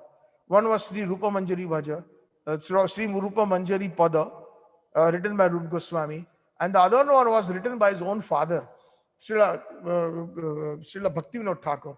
Shri Krishna Sankirtane Jadi Manasa Tohar. And that recollection came, and I said, this is perfect, because this bhajan itself is in the book Gitavali, and it is called the Shikshashtakam bhajan number 3. So perfect timing. I thank Srila Prabhupada, Acharyas Bhaktivinoda Thakur, and Mahaprabhu that remembrance came today. Although we had spoken about this in the month of February, the disappearance and the transcendental qualities of Srila Bhakti Siddhanta Saraswati Thakur.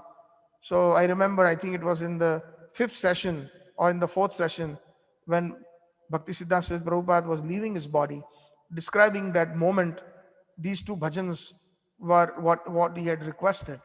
So we sang that today.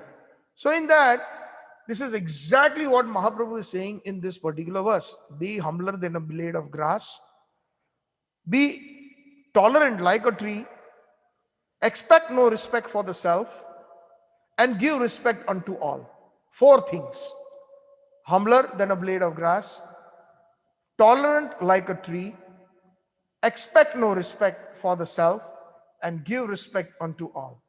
So Bhaktivinoda Thakur has very nicely written this bhajan. So first I will go into the meaning of the bhajan, and then obviously this is pretty straightforward in terms of developing humility.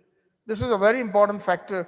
If we want to become servants, we say, right, most of us in ISKCON and in the spiritual life, they even sign off your servant, when they write our email or when they write, and all our names have the suffix das.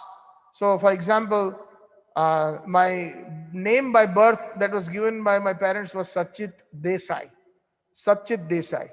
So when I got initiated, the spiritual master gave me a spiritual name and gave me a name of the Lord, but I am a servant of the Lord. So my name is Satchitananda Das. Krishna is known as Satchitanand. Like you remember again, Damodarashtakam, Namami Ishwaram Satchitananda Rupam Lasata Kundalam Gokule Brajamanam. So this Satchitananda, it means Krishna or any of his expansions. But of course, in the Gaudiya Vaishnava line, it really means the Lord of Gokul, the Satchitananda who is fully resplendent, fully with full opulence. He is residing in the Vraj Mandal, in Vrindavan, in Gokul. So unto that Satchitananda. So I am not Satchitananda, I am Satchitananda Dasa. That is my name. And that is my identity given by the spiritual master. And hopefully, someday or in some lifetime, I will be able to live up to that dasatva or to that servitorship. The name has been given, but how much of a servant I am, I know. I'm not, because I've got a lot of arrogance. I've got many, many bad qualities in me. And through these prayers, like I again and again repeat, that we all have to learn how to pray. Somebody had objected in one of my lectures that what do you think that was a statement to be made in a lecture? I said, why not? Because we really don't know how to pray. We stand in front of the Lord. We have a laundry list of all the different lists that the categories that Krishna mentions in the Bhagavad Gita. Arti, Artharthi, Jnani, Jigyasu. Arti means one who is distressed. Jnani means one who wants knowledge, so that they can get all the opulence of manpan, getting the respect from all. And that's what Jnanis are. And ultimately, Jnan leads to Mayavadism. That's the actual Jnan without the proper understanding and without the proper guidance will make one a Mayavadi. Like most of the Jnanis we find, they are in the Sankaracharya sect. Although Sri Sankaracharya Pad is not a Jnani, he is a very pure Vaishnava. And that is the reason. Anuprabhu, yesterday we were speaking about that, and then I think time was up. And the point that was brought up is that is Sanskrit necessary for pure bhakti? And my personal opinion, and even the opinion that has been given by the Acharyas, it's no. One does not have to know Sanskrit. One has to simply hear from a reliable source in whatever language that one can understand to grasp bhakti. Just because somebody is an expert in Sanskrit, they think that by learning Sanskrit, pure bhakti will manifest. The same bhav came to Sarvam Bhattacharya. When Chaitanya Mahaprabhu, he appeared when he went into the Jagmohan in the Jagannath temple, and when he saw Lord Jagannath, he went into an ecstasy, Chaitanya Mahaprabhu. He danced and danced and danced like a crazy man. And he was a Bharati sannyasi. He had taken sannyas in the Sankaracharya sect, because at that time there were no Vaishnava sannyasis, and it was very important for Mahaprabhu to take sannyas, because he had to preach the Mahamantra, he had to preach the essence of bhakti. And when somebody has taken a sannyas, he has more effect in the society. Somebody who is, let's say, even in the Christian world, if somebody is dressed up as a father, or he has got the uniform, he's dressed up, he's going to command some respect in the society. When he speaks, people tend to listen. So same thing, Mahaprabhu had a mission. Prabhupada had a mission. That is why Prabhupada gave sannyas to all these young boys. And he knew a lot of them will not be able to put up with the sannyas for the rest of their lives. But he had Chaitanya Mahaprabhu's mission. Prabhupada wanted that if they took sannyas and they will preach, and when they will speak the shlokas of Bhagavad Gita, etc., people will listen to them. People will give them heed. And that way, the mission of Chaitanya Mahaprabhu will be fulfilled very quickly. Prabhupada knew that. Prabhupada had a purpose. Actually, taking sannyas is not a joke. But when an acharya says that, okay, you take sannyas, and one is willing to take, although all the qualifications are not there, but according to the time, place, and circumstance, just like when there is a war. During the war, one may not be trained in all artillery. One may not be in the army on a regular basis, but one may go on a monthly basis to the National Guard, or one may become a member of a certain group that when there is an emergency for the country, then they are drafted. Even a common civilian is drafted, and then in a very, very quick way, in an emergency way, they are given training. Even they have never ever used a gun in their life, but then in a few days they're taught how to hold the gun, how to shoot, all these things in an emergency basis. So Bhaktivedanta Swami Srila Prabhupada had an emergency. He knew he had already come in a very, very old age to the West, almost at 70 years old. He knew he did not have that many years. And exactly after 13 years, he departed. And he gave so much, and he needed assistance. So therefore, he actually, to spread this movement, Prithvicha Adi Nagaradi Gram Sarvatra Hoibe Mor Nam Prachar, Mahaprabhu's movement, he had a certain mission, an emergency, a war against Maya, especially at that time where Maya was most predominant. It was very bad in America. Drugs, cheating, sleeping with the opposite sex is a very common thing. And all these things, intoxication, was at its highest, the hippie movement. So at that time, Prabhupada said that the Maya is at its highest. How can I conquer her? How can I fight a war, wage a war against Maya? So that's how he, anybody who was ready to listen to him, he initiated them. He even further, those who became more dedicated and they were ready to agree to Srila Prabhupada, immediately then he gave them sannyas. And then some of them are still in good standing, some of them are not. But fortunately, they served Srila Prabhupada. So they will be saved eventually. If not in this lifetime, next lifetime, because they have served the Mahabhagavad. That is our understanding.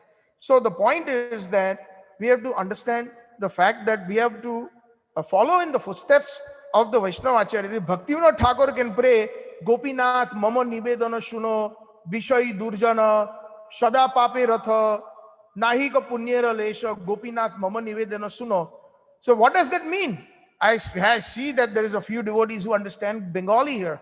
And he says, Gopinath, Mama Nivedana Shuno, please listen to my prayer. I'm praying to you fervently. Nivedan means just not an ordinary prayer. Bishai Durjana, I am simply a rascal. Fully, I am engrossed in material things. Bishai Durjana, Sada Pape Ratha. I'm always committing sinful activities. Nahika Punyara Lesha. I am not even an iota of piety in me. So please, I pray to you, Gopinath. Bhaktivinoda Thakur is playing to Chaitanya Mahaprabhu that Kandiya Kandiya Ami to Adham Shikhaye Sharanagati Karo He Uttam. I am Adham, I am fallen. Oh Mahaprabhu, make me Uttam. Oh Rup Goswami, make me Uttam. I am so fallen. So what is wrong, to be learners? And who can we learn best from? When we learn the prayers that have been composed by the Vaishnava Acharyas. Then we can set a better standard for us. Next time we are in front of Radha Krishna, rather than asking for the job that we may not have, we would rather ask the pure bhakti in the form of a prayer by reciting a prayer or two of the Acharyas. When we fall down at the lotus feet of Srila Prabhupada, we should be reciting prayers like, Ohe Vaishnav Thakur, Dayara Sagar, E Dashe Karuna Kari, Diya Pada Chaya, Shodhohe Amay, Tomar Charan Dhari, Chaya Vegadami, Chaya Dosha Sodhi, Chaya Guna Deho Dashe, Chaya Satsanga Deho Amare, Boseji Sangere Ashe, Ohe Vaishnav Thakur. Oh, great Vaishnava Acharya, oh Thakur, oh my Vaishnava Acharya, I pray to you. Oh, hey Vaishnav Thakur, Dayara Sagar, you are the ocean of mercy. E Dase Karuna Kari, I am a Das, my name has been given Das. Satchitananda Das, Naam Bodo, Satchitananda Das. But am I really a Das? I have to examine myself. So like that, we can change our bar. Jiver Swarup Hoy Krishnir Nitya Das. We are eternal servants of Krishna. Now, a servant cannot be arrogant. Have we ever seen that? And if there is any arrogance in the servant, he is fired immediately. Or maybe given one or two chances, whether it is in the office environment or in a home environment. So what to talk about becoming the Das, Anudas, the servant of the servant of the servant? of the Vaishnavas who are in the service of Radha and Krishna. So that is why humility is required. And that is what this particular third verse is all about. So we have to learn how to pray. And one of the prayers like this is, that is why did Bhakti Siddhanta Prabhupada, he is so exalted himself in Radha Rani's and Krishna's Leela, his Nayana Manjari, very close to Rup Goswami, very close to Lalita Sakhi, very close to Radha Rani. In spite of that, he is asking one of his disciples to sing, please sing my father's song. There is so much humility in it, before I leave my body. Maybe by remembering that humility will stay with me, in me. And then when I leave my body, Krishna and Radharani will be pleased. So he's saying, Sri Krishna Sankirtane Jadi Manasatohar. If your mind is always absorbed, Manas means the mind, and mind is situated in the core of the heart. So if your heart, Sri Krishna Sankirtane Jadi Manasatohar Parama Jatone Tahi Labo Adhikar. Lavo. When one's mind is always absorbed in chanting the holy names with great care, then by that process of Sri Krishna Sankirtan, by the process of chanting, one will attain transcendental adhikar, transcendental qualification. So we do not have the adhikar. Honestly speaking, we think that we are so great, we are chanting for so many years, we have a nice altar at home, and we are doing seva of Radha and Krishna. If we really examine ourselves, we don't have the adhikar. Actually, Prabhupada said that when you are doing arti, you are not doing. Actually, your Guru Maharaj or the Acharya is performing the arti. You take agya. One takes permission from that Srila Prabhupada, Acharyas, I'm not qualified to serve Radha Krishna. And would you please, whatever I do, please forgive my mistakes, and please offer this incense, please offer this lamp, please offer this water, please offer this bhoga on my behalf. Because I do not have the adhikar. We pray to Tulsi Maharani. In Tulsi Maharani's Kirtan, every morning we pray, Namo Namo Tulasi Krishna Preyasi Namo Namo. In that song, Krishna Das, who has written this bhajan or this arti for Tulsi Maharani, is saying, Sevayadhi karo diye karo nij dasi Tulasi Krishna Preyasi Namo Namo. Tulsi ji, you are so dear to Krishna. You are so dear to Krishna. Tulsi Krishna Preyasi. Namo Namo. I offer my obeisances unto you. Ei nivedano dharo sakhir anugata karo seva adhikaro diye karo nijadasi. I pray to you, Tulsi Devi, O Tulsi Maharani, Nivedan. I offer you my obeisances and fervently pray to you with great humility. Ei nivedana dharo sakhir anugata. Please make me Sakhi, one of the Sakhis in Radha Krishna's Leela. The Anugata. Anugata means one who is the servant of the Sakhis, following in the footsteps of the Sakhi. Not make me a Sakhi, but make me follow in the footsteps of the Sakhi. Make me an assistant of the Radharani Sakhis. Seva adhikaro diye karo nijadasi. Give me that seva adhikar. Right now, I don't have that adhikar. I do not have that qualification. Seva adhikaro diye. That is humility. We have to really feel that. We have to develop it. And when that happens, so then that is what Bhaktivinoda Thakur is saying in this third song, known as the of Shikshashtakam. Trinadapi sunichena taro iva saishnanama manena manedena kirtanya sare. He's saying that Trina adhika hina dina. Trina adhika hina dina akinchana char. Please make me humbler than a blade of grass. Trina adhika. Adhika means more. Trina means a blade of grass. Dina, make me humble. Akinchana char. Without any false pride, these four things, please give it to me. Apane manavi sada chadi ahankar. Always giving respect to others. Apane mani, giving respect to all. Sada, always. Chadi ahankar. Giving up my false ego. Then he says, Vriksha sama guna korobi sadhan. We sang this song earlier, right? The first song when we started this program. Vriksha sama shama. Guna korobi sadhan. Please, like a tree, make me forgiving. Shama.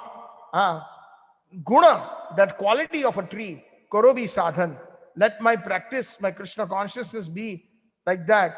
Prati himsa tyaji anya korobi palan. Giving up violence towards everybody. Uh, and one should protect and maintain them. So the example that is given here in these two first examples of Trinadapi Sunichena of Mahaprabhu's Shikshashtakam, why humbler than a blade of grass? So I had heard many years ago that in a blade of grass, when you're walking in the lawn and when somebody tramples the grass, the grass is under your shoe. But once you lift your shoe, the grass has the tendency to come back, to spring up. So one should be humbler than a blade of grass.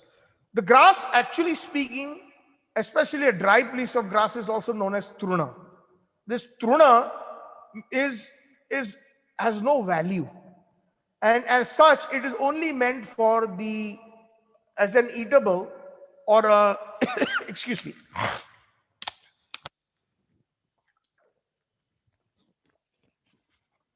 It is meant for an eatable of an animal. And animals have a very low consciousness. They don't have a highly developed consciousness like a human being. When Chaitanya Mahaprabhu in Ramkeli, Rup Goswami met Mahaprabhu for the first time, and Rup and Sanatan Goswamis, they were experts in the Bhagavatam. Sanatan Goswami was such an expert on the Bhagavatam that he has written many commentaries on the Bhagavatam, and they both these brothers were ministers at that time under the Nawab Hussain Shah. There was Mughal Empire at that time. Nawab Hussain Shah was a very prominent Mughal emperor or a king at that time in India, and there was a lot of forceful conversions, etc. But these two brothers, somehow or the other, because of their ability of administration and the quality that they had, they were asked to join the Nawab Hussain Shah, as one is known as Sakhar Malik and one was known as Dabir Khas. One was the treasurer and the other one was the chief minister, because of the intelligence, the high level of intellect. And they even, somehow or the other, they dressed like the Mughals, Rup and Sanatan Goswami. But when they went home, they read the Bhagavatam. They were always absorbed in writing, Sanskrit verses and other things and studying those. And then the time had come where, Mahaprabhu, in their heart, Mahaprabhu somehow or the other inspired them to leave everything and then just come and join him. So at that time, Sanatana Goswami, who was I believe he was the chief minister, Dabir Khas, and Rup Goswami was Sakhar Malik, the treasurer, the chief treasurer. He took sick leave, and he was studying Bhagavatam at home continuously. And then the Nawab used to send his soldiers, can you see what happened? What is this? What is it? And then they used to come back saying, and because Sanatana Goswami was so well recognized, his servants used to tell him that he's not well. Just tell the Nawab that. And they used to go back and give the news that he's still not well. So then after about a month, the Nawab felt suspicious that, and then he said that let me go personally visit him. Or perhaps it may be that, he was feeling that he was missing the association of his chief minister because he was his right hand. And he wanted to find out how his health was. So he personally went. And when he went there, he forced himself inside the house. And then lo and behold, Sanatana Goswami was reading the Srimad Bhagavatam. So then immediately he was arrested and he was shackled and thrown into jail. And then because of treason, he was charged with treason. And then the further pastimes are that once he was answering the call of nature, and at that time the prisoners were taken in shackles by the soldiers, and they were asked to do their business by the riverside. And after they were finished, they were brought back into the prison. So one day he bribed the guard. Tattva Sudhusta Vasesha Mandalapati. Rup and Sanatan had so much money, it is said that they had 3 boatloads of gold guineas, gold coins, 3 boatloads. Can you imagine if one coin is worth 1 ounce, that is about 32 grams? In today's world, the price of gold is, I think, about 1800 or $2,000 or 1800 to $1,900. And like that, 3 full boats, that much money they had. But what did they do? Prabhupada said that they set aside 50% in donations for Krishna conscious purposes. They were grihasthas. This is the example Prabhupada gave. This is how the grihasthas should live their lives. 50% for Krishna consciousness. 25% they should set aside for family or relatives, and 25% for emergencies. So he had actually given up 75% of his wealth. 25% he still had, out of which he bribed, that was useful in bribing him for a higher purpose. So then he said, tell the Raja, tell the Nawab, that as I was sitting on the bank cleaning my stomach, I fell into the river, and because the shackles were very heavy, I drowned. And I am giving you all this gold. That way, you can be a happy camper.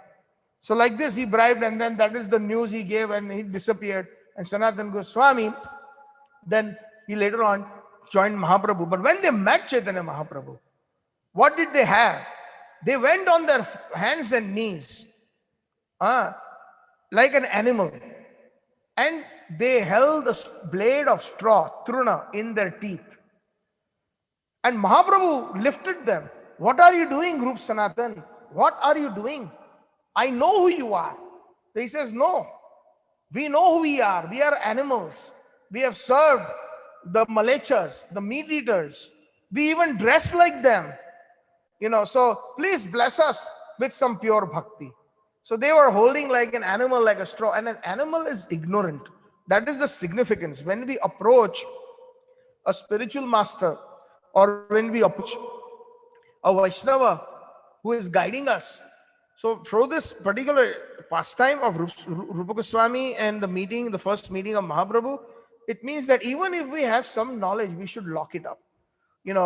Especially if we want to improve in our spiritual life, we should lock it up if we are being guided by that person, and we should hear from them, and we should act in a very humble mood, like an animal, like I'm ignorant. Like Rupa Goswami portrayed himself as an animal.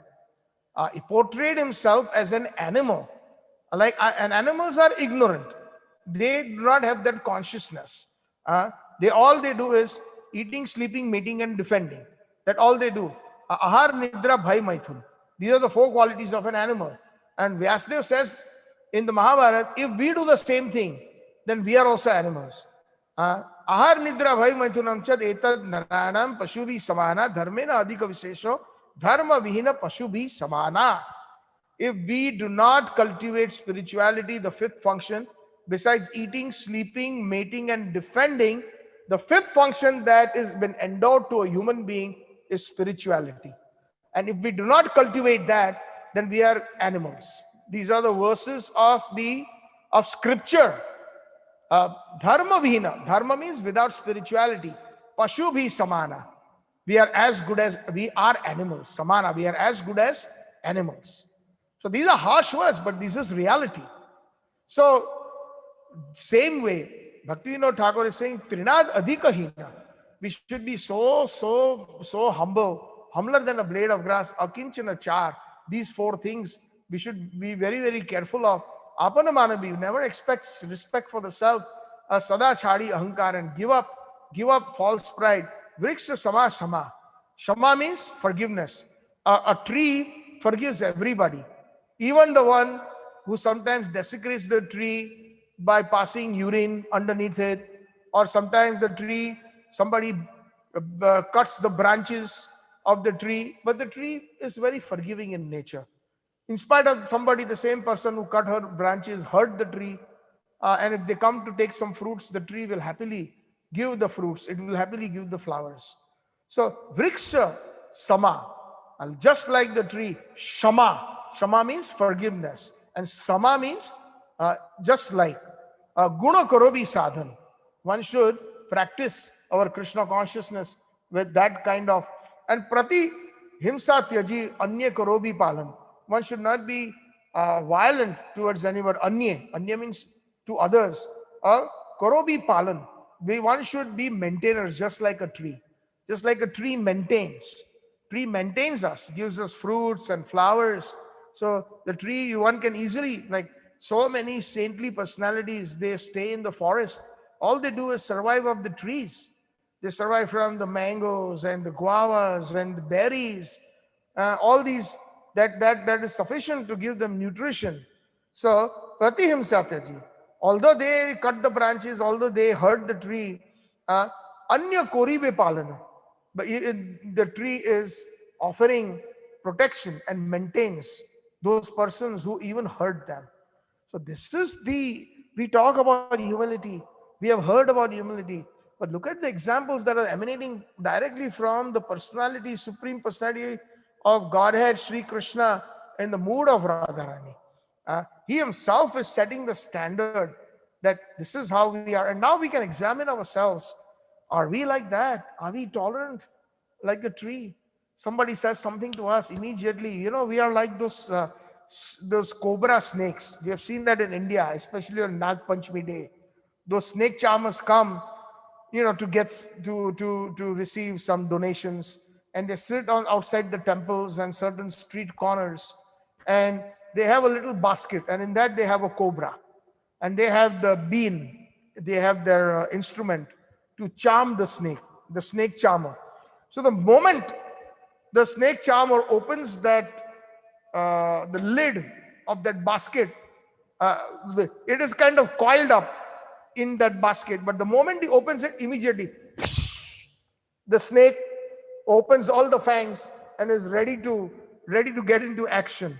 And then he's being controlled by the instrument, by the bean. But the point is, we all are like that. Sometimes we hear all these good things, we hear all about these good things, we hear the good pravachans and everything. But then when the real time comes, we are not able to live up to it. That time we cannot do chadi ahankar. We cannot give up our false ego. And and these are the symptoms that are required for us to overcome if we want to, as per Mahaprabhu, to do kirtanya sadahari. If we want to properly chant the name of the Lord, if we really want to understand the Mahamantra, if Mahamantra, the living mantra, wants to reciprocate with us, then we will need these qualities. So that is why Mahaprabhu is setting the criteria. But look, earlier on in the second verse, I have described that Nam Nam Akari Bahuda Nija Sarva Shaktis. I have invested all my energies, especially my internal potencies, are there in the holy name. But why is it that we do not get attracted to it? We do not get attracted to it. Mahaprabhu himself is saying that he's not getting attracted to it. He's saying that ihajani na anuragaha. I do not have any attachment or taste of chanting the holy name. And this is basically for us, So these are the standards. If we remember these prayers, if we sing these prayers, then Krishna will also see that, what? This particular person has been in Maya for many, many lifetimes, but he's making a sincere attempt. At least he's trying to read or sing or understand the writings of my pure devotees, Srila Prabhupada, Srila Bhakti Siddhanta Saraswati Thakur, Srila Bhaktivinoda Thakur, Srila Narottam Das Thakur, Srila Vishwanath Chakravarti Thakur, Rup Goswami, Sanatan Goswami, all these great Vaishnava acharyas. He's trying. Then, even if he doesn't really get it right away, let me help him. He's there as Paramatma within the heart. He will help us. There will be moments where we would get agitated right away. But as we progress in Krishna consciousness, those agitations that we were involved in many years ago, they're depleting slowly. And we can see the progress, honestly. In some we see it, in some we don't. In us we see it, sometimes it happens, sometimes it doesn't. But the sincerity of the purpose and the goal should be known. Trinadapi sunichena taro iva saishnuna amane na mane dena. Vriksha sama sama guna karobi sadhan prati himsa tyaji anya kori be palana. जीवन निर्वाहे आने उद्वेग ना दीबे पर उपकारे निज सुख पाशावीरे. In the course of passing our life, जीवन nirvaha means like a flowing, just like a river is flowing. So our life is also flowing. Many lives are flowing like a river. So Jivan Nirvahe Ane, Udvege Nadibe. In the course of passing our life, in the flow of our life, one should never give anxiety to others. Udveg Nadibe. One should not give anxiety. Para upkare. Always do good to them. Nija sukha pasharivire. For their happiness. So these are the qualities of a tree. Uh, in the flow of life, the tree, even those who give trouble to the tree, gives sukha, gives happiness. Come take my mangoes, come take my guavas, come take this fruit. This is nectarian. And like this. So the Vaishnavas are also like that. The Vaishnavas, the pure Vaishnavas, they are actually Trinadapi Sunichena. Taro Ivasa Hishnunam Amanina Manadina Kirtanya Sadahari. They are, especially those who are of the Uttamadhikari nature. One who is an Uttamadhikari can never preach. Srila Prabhupada is an Uttamadhikari. Somebody can immediately say, oh, then he was preaching so much. So how you can say he's not an Uttamadhikari?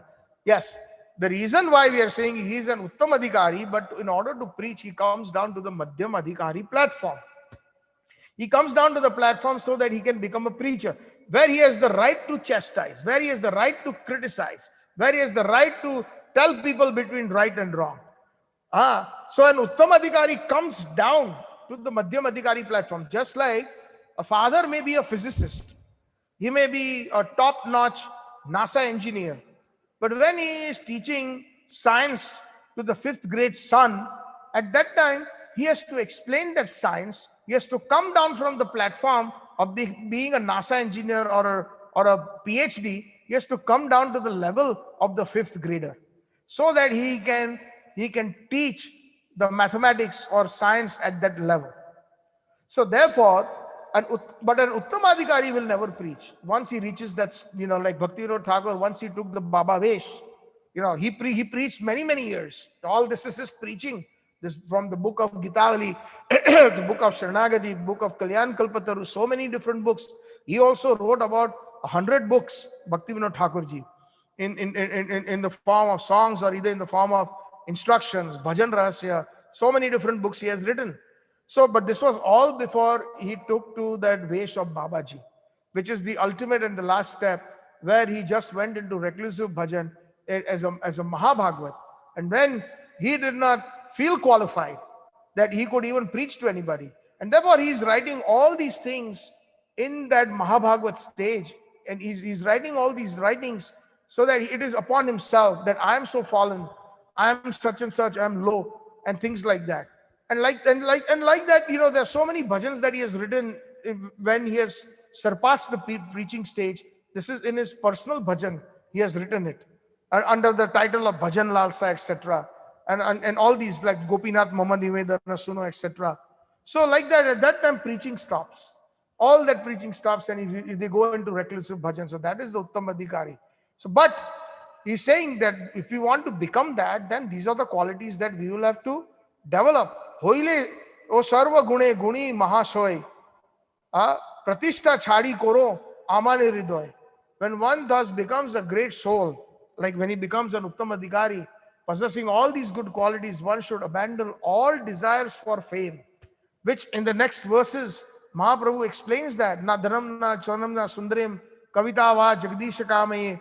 We will come to the verse 4 of that is connected to verse number 3 of the Chaitanya Shikshashtakam. So one should abandon all these material desires for fame and honor and make one's heart humble. That is the 5th verse of this bhajan. And then he says, Krishna adhishta na sarva, jive jani sada, korive samman shabe adar sarvada. Talking about the last line, he's saying, knowing that Lord Krishna resides within everyone. Krishna adhishtana sarva. Adhishtan means he is residing in everybody's heart. Sarva means all. Jive jani sada. Please know that he is always residing in all the jivas, in everybody. Korobi samman sabe. Therefore, please offer your obeisances unto all. See, this is the bhav of a pure Vaishnava. Where do we hear these instructions? We hardly even hear about it. And it is not even displayed by the leaders these days. It is simply just contrived humility that they are displaying. And the moment somebody has a certain thing, even when they are wrong, due to their false ego, they have to prove themselves that they're 100% right. You shut up, shape up, or you leave my ship. That's the way these things are today, even in spiritual institutions. If you if even if there's so many so-called leaders who are committing so many huge mistakes, they're not following Srila Prabhupada, they're not following the acharyas, but because they have been there for so long, and they're all electing and selecting the same type of people. Just like, in today's world, Srila Prabhupada also mentions, I was discussing this verse in the Gujarati Bhagavatam, and that verse came up, Yadyad Acharati Shrestha, from the Bhagavad Gita, Prabhupada quotes, and the Vishnu Dutas, this is from the pastimes of Ajamil, the Mahima, the greatness of the holy name, from that particular chapter of the 6th canto. So the Vishnu Doots are telling the Yamduts, there's a conversation, and the Vishnu Doots are saying that, you know what, you guys are the representatives of Lord of Yamraj, and now you guys are about to just do a very wrong thing by taking Ajamil, taking him to hell, thinking that he is still a sinner. He is not a sinner anymore, because at the end, just because before you guys came, at the last breath, he spoke the word Narayan. So immediately all his sins have been washed away. So now you have no right over this soul. And if you take the soul, considering him to be a sinner, then you will do a very big wrong. Just like a lot of people in the government and leaders, they are doing wrong things, and people will take them as an example. So it is okay to punish a non-sinner. It is okay to punish an innocent person. That will become the standard. This was last Monday's verse. It is fresh in my mind. And then Srila Prabhupada also quotes the verse from Bhagavad Gita. Krishna says that whatever the leaders do in the society, or who are the leaders are, whether in a society or in a country or wherever, then the common people will follow in their footsteps. Like, for example, we see, like, it is considered so normal to cheat nowadays, especially in the West. If President Clinton can do it, if President Trump can do it, that is the example. The kids in the school today, they look at that. It's okay to have extramarital affairs and then to deny it. And then they go scot-free. President Clinton went scot-free. That Monica Lewinsky's case was crystal clear. But because of the politics and because of the position, he should have stepped down from his presidency voluntarily, rather than being impeached but nobody owns up to their mistakes these days. President Trump did even worse. The women who came up to because of his exploitation, he tried to shut them up through his attorney, and by paying them $100,000 to keep quiet. Not only making a huge mistake, which is against the principles of Christianity, because in God we trust, right? That's what our coin says in the United States. That's what the Western countries, they still talk about God, but it is just lip service.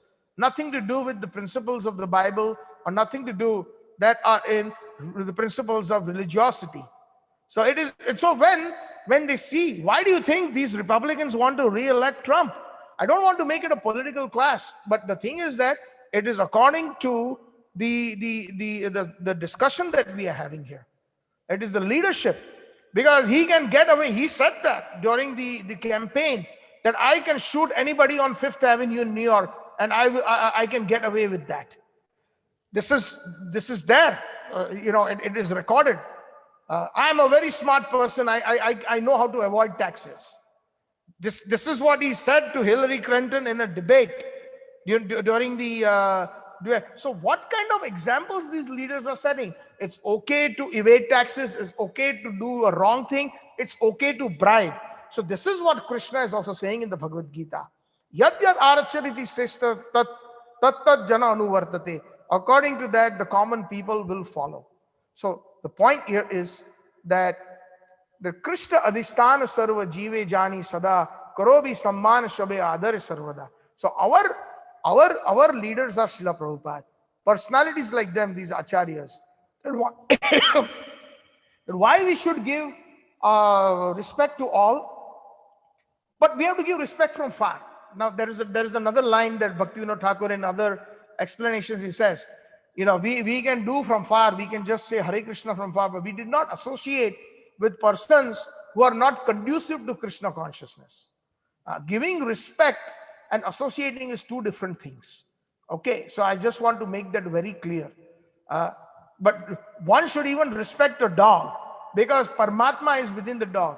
Krishna Adhisthana Sarva. The super soul is even there within the heart of a dog. Jive Jani, we should know that the Krishna resides in every soul. So Korobi Samman Sabe. Therefore, one should offer respects unto all. Adare Sarvada. One should show respects and honor. And in the 7th verse, he's saying, the 6th verse and 7th verse are in conjunction with the last line of the Chaitanya Shikshashtakam, Amane na mane dena kirtanya sadari.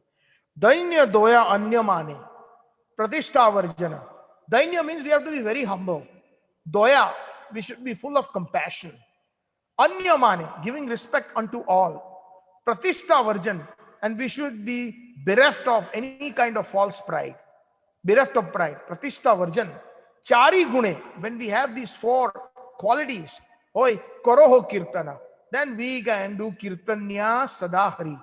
What is the main problem right now? Why we have no taste? Why we cannot constantly chant the name of the Lord?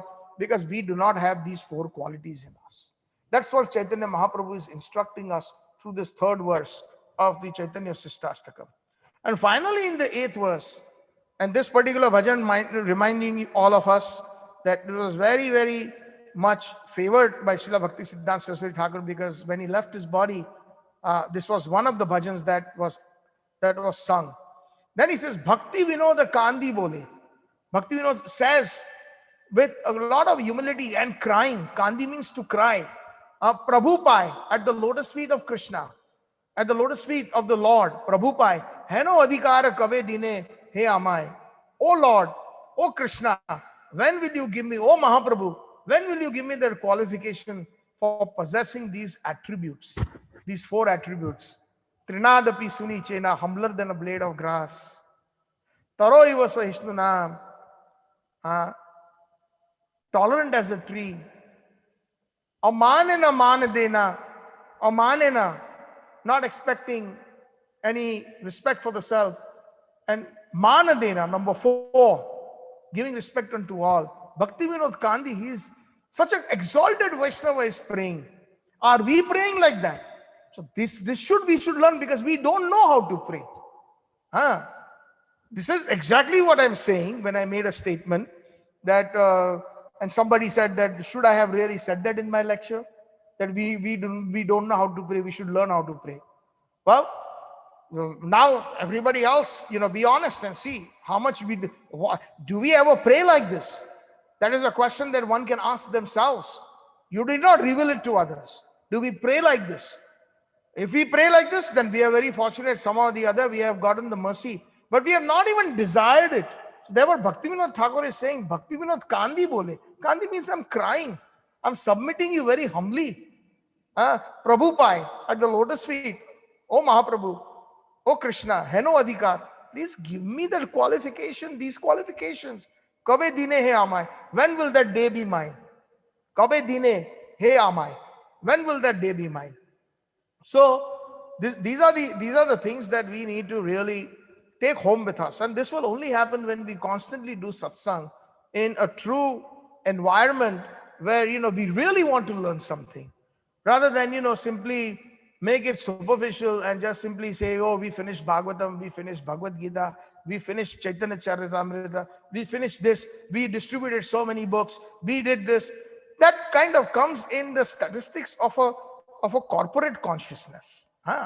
We need to learn how to pray. And then everything, whatever we do, whatever activity we do, becomes so sublime, it will always give pleasure to Krishna. There will be no mistakes in that service. Right now, we may be serving in a certain way, but it's full of mistakes. That is why we do not have the adhikar. We do not have the qualification. Now, if Bhaktivinoda Thakur declares that he doesn't have the adhikar and he's asking for adhikar, he's asking for qualification, then I think we need to be honest about ourselves, how much adhikar or qualification we have. Because this is the constitutional nature of the jiva, to be an eternal servant. And if we cannot be a humble servant, then what kind of a servant will we be? That is the thing. So I think I will stop here today on this verse. I will continue about some of the other points that are there, that I can perhaps share with this group, and perhaps more will manifest in our heart by the mercy of Guru Gauranga, that we can share. But this is the essence and the most important verse of the Chaitanya Shikshashtakam, Trinadapi Sunichena. Taro iva sahishnunam amanena manadina kirtanya sadahari. And then we will be qualified to do kirtan. Amazing. I seek the blessings of each one of you, one day, and the sooner the better, all these qualities, they manifest in me. Because, I want to serve Srila Prabhupada very sincerely. And one who can serve, one can really sincerely serve when all these qualities are there in that person.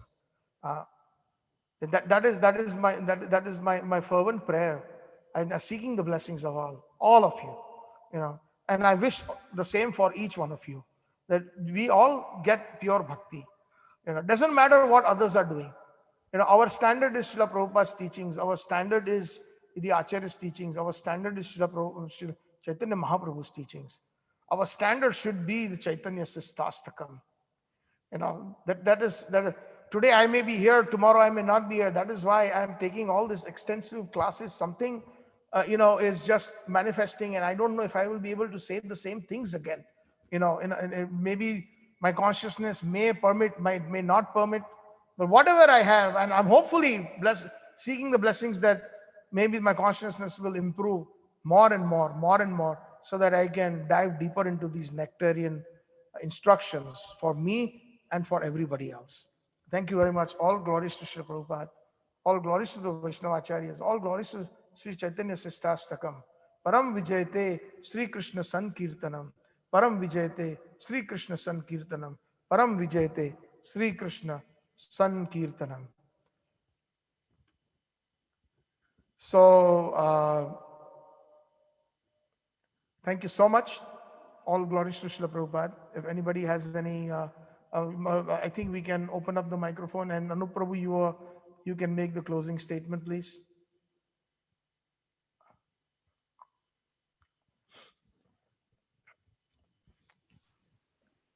Anubhai, unmute yourself.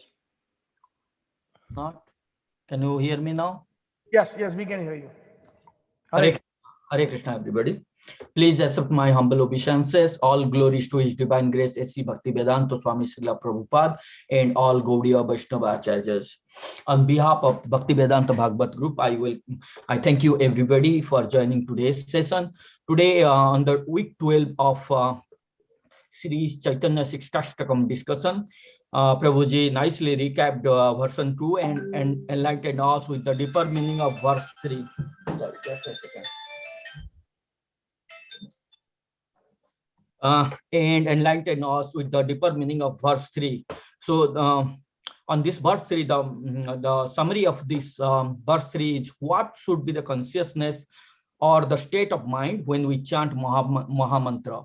So one should be Trinadapi Sunichena. That means we should be humbler than a truna, which is a blade of grass. We should be tarorapi sahisnuna. We should be tolerant like a taru or tree. Amanina manadena. Amanina means we should be devoid of all kind of false pride or prestige. We are nothing in front of Krishna. So we should feel that within our heart. And amanina manadena. Manadena means to provide respect to others, to everybody in this world. So when we have this 4 state of mind, then we should chant Mahamantra, and that should be the consciousness or state of mind. Thank you, Prabhuji, for enlightening us with this deeper meaning of verse 3. So one important announcement. Tuesday, May 25th is Narsingha Chaturdashi. Please fast until noon and take Ekadashi prasadams only. Thank you very much, everybody, for joining today's session. We'll please join every Sunday at the same time, and join the WhatsApp Bhakti Vedanta group WhatsApp group for to know the future programs. And thank you very much again. And now we'll open the mic for if you have any questions or reflections, please let us know. Thank you very much. Jai Jagannath. Thank you, Anuprabhu. Hare Krishna. Yes. I just wanted to, touch on the announcements for the week besides Narsingha Chaturdasi. Um, Today is Rukmani Dwadashi. It is actually the day when the consort of Krishna in Dwarka, Rukmani Devi, appeared. Thank you, Brendan Prabhu, for attending. Hare Krishna. Yeah, thanks. Uh, so today it is the appearance of Rukmani Devi. Also, tomorrow, 24th, is the disappearance of Jayanand Prabhu. Jayanand Prabhu was a very dear disciple of Srila Prabhupada. When Prabhupada was present, Jayanand Prabhu was on the West Coast in San Francisco, and he was very instrumental in a lot of seva for the Rath Yatra. The first Rath Yatra that ever happened outside of India was in San Francisco in 1966, I believe. And he was a taxi driver, but he used to give each and every penny to Srila Prabhupada. He used to do all the running around. And he had a bad disease. Finally, he left his body and with intense service to Lord Jagannath for the Rath Yatra. So Prabhupada said personally that Jayanand Prabhu was a very, very wonderful devotee. And he is a very good example, the way he also was a very educated person. Although he was driving a taxi because maybe he didn't get a job at that time, he was a mechanical engineer from the state of Ohio, etc. And he had actually done so much seva. So Prabhupada said that in every Rath Yatra, wherever ISKCON's Rath Yatra is, one should place a small photograph of Jayanand Prabhu on the chariot, a chariot of Lord Jagannath. So that these were Prabhupada's instructions. Prabhupada cried when he got the news that Jayanand Prabhu left his body. And perhaps Subhuti Mataji, who is a Prabhupada disciple, if you have something to add, Mataji, you can please unmute your mic in regards to your god brother Jayanand Prabhu. Whatever I remember a little bit, I have mentioned. So then 25th is Tuesday, and very, very special day.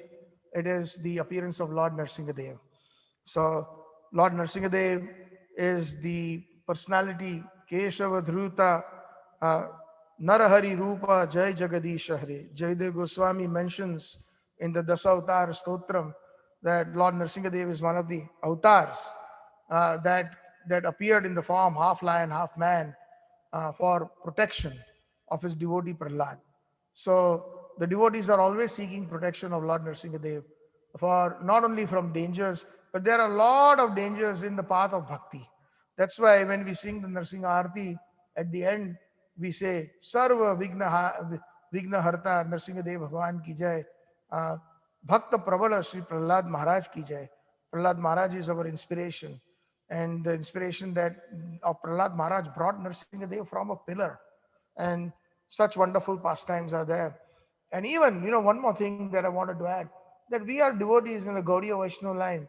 Why we are not worshipping Vishnu or Narayan? Why Narsingadev? Narsingadev's planet is in Vaikuntha. Prahlad Maharaj is in Vaikuntha. He is not in Golok Vrindavan. So this question was asked many years ago when I was giving a Bhagavatam class in New Vrindavan. And it was a very nice class, actually. Sitting at the lotus feet of Narsingadev Bhagwan, this question came from a devotee's mouth. That why? We are worshipping Narsingadev. So the answer to that is that even the Vrajvasis, they worship Lord Narsingadev. Because the Vrajvasis, they do not consider Krishna as the Supreme Lord. They consider him as a delicate darling, the Yashoda Mata, darling boy, or the friends of Krishna consider him as his sakha, his playmate, their playmate. And the gopis, they consider Krishna as their beloved in the Madhurya Rasa, etc. So why Narsingadev? For Krishna. So they, because of the love they have, "Oh my dear Nrsingadev, there are so many demons coming sometimes. Please protect our Krishna from the demons." That is the bhav. Yashoda Ma used to pray to Vishnu. She used to pray to Lord Nrsingadev. In Govardhan, when we just cross Luk Dau, and it is after Govind Kund, before the Apsara Kund and Naval Kund, there is a place called Puchrika Lotha. And just before Apsara Kund and Naval Kund, there is a very old fort. It's on the inner side of Govardhan. One has to, really make that effort of going inside a little bit. And there is a smaller Pagdandi in Govardhan. There is an inner circle. There is a 5,000-year-old deity of Nrsingadev. You have to go up, and then you can see, and he's one of the most beautiful Nrsingadev's darshan that I've ever had. Very, very beautiful. And overlooking Govardhan and overlooking the Apsara Kund and Naval Kund in Govardhan. And it was actually this deities were obtained by the grandson of Krishna, Sri Vajranam. So these were originally, all these deities are Vajranam's deities, even Srinathji, Govind Devji of Rup Goswami, Sanatan Goswami's Madan Mohanji, and even Srinathji, that originally were in Govardhan, and now they are in Nathdwara in Rajasthan. The Pushti Margis, the Vallabh Sampradaya devotees are worshipping Srinathji. So Srinathji also manifest. Actually, he was um, uh, uh, the sculptors were ordered by Vajranam, the grandson of Krishna. And Srinathji was actually in Govardhan for many, many years, lost. And then it came in a dream to Chaitanya Mahaprabhu's Param Gurudev, Madhavendra Puri, that I am in Govardhan here. Please, have everybody dig me out. And that's how Srinathji Prakatya happened. Gopalji appeared, and then he was worshipped. And then later on, their worship went to the uh, the Vallabh Sampradaya, or the worshippers uh, in the Pushti Marg. So Nrsingadev Bhagavan ki jai. We pray. So basically, as sadhaks, we have to pray to Nrsingadev Bhagavan to protect our bhakti, whatever bhakti we have, and all the impediments we should pray at his lotus feet that he will remove. And then once we become Raganuga Bhaktas, once we become in the bhav of the Vrajvasis, then we will still pray to him, please protect my dear Krishna. That is the bhav that we should have. So that is why this is a secret, why Nrsingadev is being worshipped by the Gaudiya Vaishnavas. Gaudiya Vaishnavas are very strict. They just don't worship, any form of Krishna. I mean, generally speaking, yes, as sadhaks, but otherwise in the line, as you've been hearing all these kathas and the bhav of our Gaudiya Acharyas, these are secrets. So we should worship Lord Nrsingadev, asking him for protection, to protect our bhakti and to remove our impediments in our Krishna consciousness. Then on the 26th, which is the next day, it is the disappearance of Parmeshwari Das Thakur, and he appeared in Shripad, and he was actually one of the Krishnaraj Kaviraj Goswami has written that Parmeshwar Das said is to be was considered in Nityal Krishna Leela as the fifth Gopal of Krishna Leela, and he was completely surrendered at the lotus feet of Lord Nityananda. So he's also one of the Sakhas of Krishna, as one of the five Gopals, the Sakhas. Then also it is the appearance of one of the most beautiful deities of Rajmandal, which is the seven major deities that the Gaudiya Vaishnavas worship is Radharaman. It is the Prakatya Divas, the appearance of Radharaman Dev. And Radharaman Dev actually, on the night, which is today, on Narsingha Chaturdasi, it is said in Braj, many devotees who were rich, they were giving jewelry and giving clothing to the different temples for their deities, donating the outfits.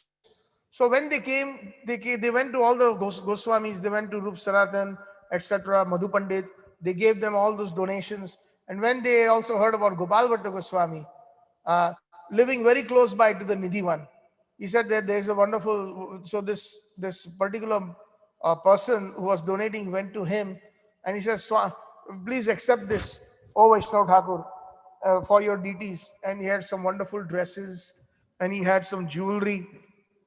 But he said, I don't have any deities. All I do, I have is Shaligram Shila. All I have is a Shaligram Shila. So I don't have any deities, so they're no use to me. But he insisted, so just to keep some respect, he kept them. Then at night, after he put the Shaligram Shila to sleep, Gopal Bhatta Goswami was lamenting. He was thinking that then Braj, there are so many wonderful deities and they're dressed up so nicely. I don't have any. And then he put the Shaligram to sleep on Narsingha Chaturdasi night. Next morning when he woke up, and he had 13 Shaligram Shilas. 13 Shaligram Shilas. He used to worship with Jamnaji water and tulsi leaves. Next morning when he woke up, he found 12, and then the 13th one was transformed into a beautiful form of Radharaman. Very, very beautiful. So the desire of the devotee, Gopal Bhatta Goswami wanted a deity who he could dress with the jewelry and the clothing, etc. So then, from that day on, that deity, the Damodar Shila, the Narsingha type of Shila became into Radharaman Dev. And even today, if you look at Radharaman, if you take darshan, Radharaman smiles, he shows his teeth. And sometimes his teeth are amazing, they are very sharp. They are like that of the Narsingha Dev. So that sometimes when he's upset, he shows his rupa of Narsingha Dev with his sharp chiseled teeth. We have personally seen that. I'm just not heard, but first hand, we have seen it. And he's got that the Narsingha Shila Chinna in the back. There are different types of what you call the Shaligram Shilas. There is Damodar Shila, there is Narsingha Shila, there is Vara Shila. So there is the different symbols of the deity or that lordship behind that Shila, the round pebble-like worshipable deity form of Shaligram. So that is the Prakatya. In Vrindavan, there's a very huge Utsav in Radharaman temple at this time. Unbelievable. And there's so much wonderful devotees come from all over the world.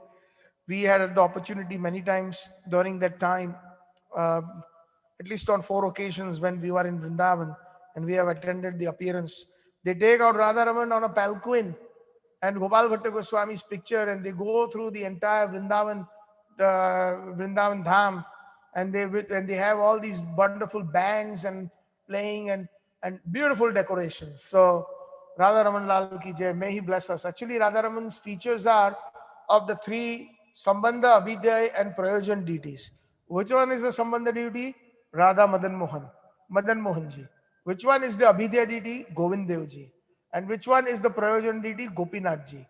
So when Radharaman ji's face is like Madan Mohan, his chest is like Govind Dev ji, and his lotus feet are like Gopinath. So when somebody takes darshan of Radharaman, they have automatically taken darshan of these 3 predominant deities. Today we sang that song also. Jai Radhe, Jai Krishna, Jai Vrindavan, Shri Govinda Gopinath Madana Mohan. This Krishna Das, who is the composer of this bhajan, he has mentioned these three very, very important deities in the life of the Gaudiya Vaishnava. Shri Govinda, Gopinath, Madana Mohan. And Radharaman ji is a combination of all 3. So all glories to Radharaman Lal, all glories to Gopal Bhatta Goswami. Radharaman is Gopal Bhatta Goswami Pranadhana. Rupa Goswami's deities are Govind Dev ji. The Guru Govind Dev ji is Rupa Goswami Pranadhana. Madan Mohan ji is Sanatan Goswami's deities. So we sing that. There is a bhajan. Rupa, the Sanatana Pranadhana Re. Gopinath ji is the deities of Madhu Pandit. Madhu Pandit Pranadhana Re. So just like when we sing the glories of Radharaman, we say Jai Radharamana, Radharamana. Gopal Bhatta Pranadhana Re. So like that, all glories to Radharaman. So have a wonderful, blissful week on these announcements that will, help us in our bhakti. And one more great personality, appearance of Madhvendra Puripad and Srinivasa Pad, 2 personalities on the same day. on the Prakati of Radharaman, this coming Wednesday, the 25th. So Madhavendra Puri Pad is the Param Guru Deva of Shri Chaitanya Mahaprabhu. Chaitanya Mahaprabhu's Guru Dev is Ishwar Puri Pad. Ishwar Puri Pad's Guru Dev is Madhavendra Puri Pad. And it is by the mercy of Madhavendra Puri Pad, it became very prominent, the Madhurya Rasa. Previously, it was mostly Dasya Rasa. All the acharyas prior to him, even if they were practicing, it was not open. When Madhavendra Puri Pad opened the floodgates, and then Ishwar Puri Pad gave all that in the heart of Chaitanya Mahaprabhu. Of course, he had it, but it was re-manifest in one sense. And then he gave it to the 6 Goswamis, Rup Goswami, Sanatan Goswami, and then it came in down in line, 32nd in line to his A.C. Bhaktivedanta Swami Srila Prabhupada. So Madhavendra Puri Pad is instrumental also in our dear Toronto temple. We have the Kirchor Gopinath. And Chaitanya Mahaprabhu specially mentions about his tirthas when he had gone, glorifying his own Param Gurudev.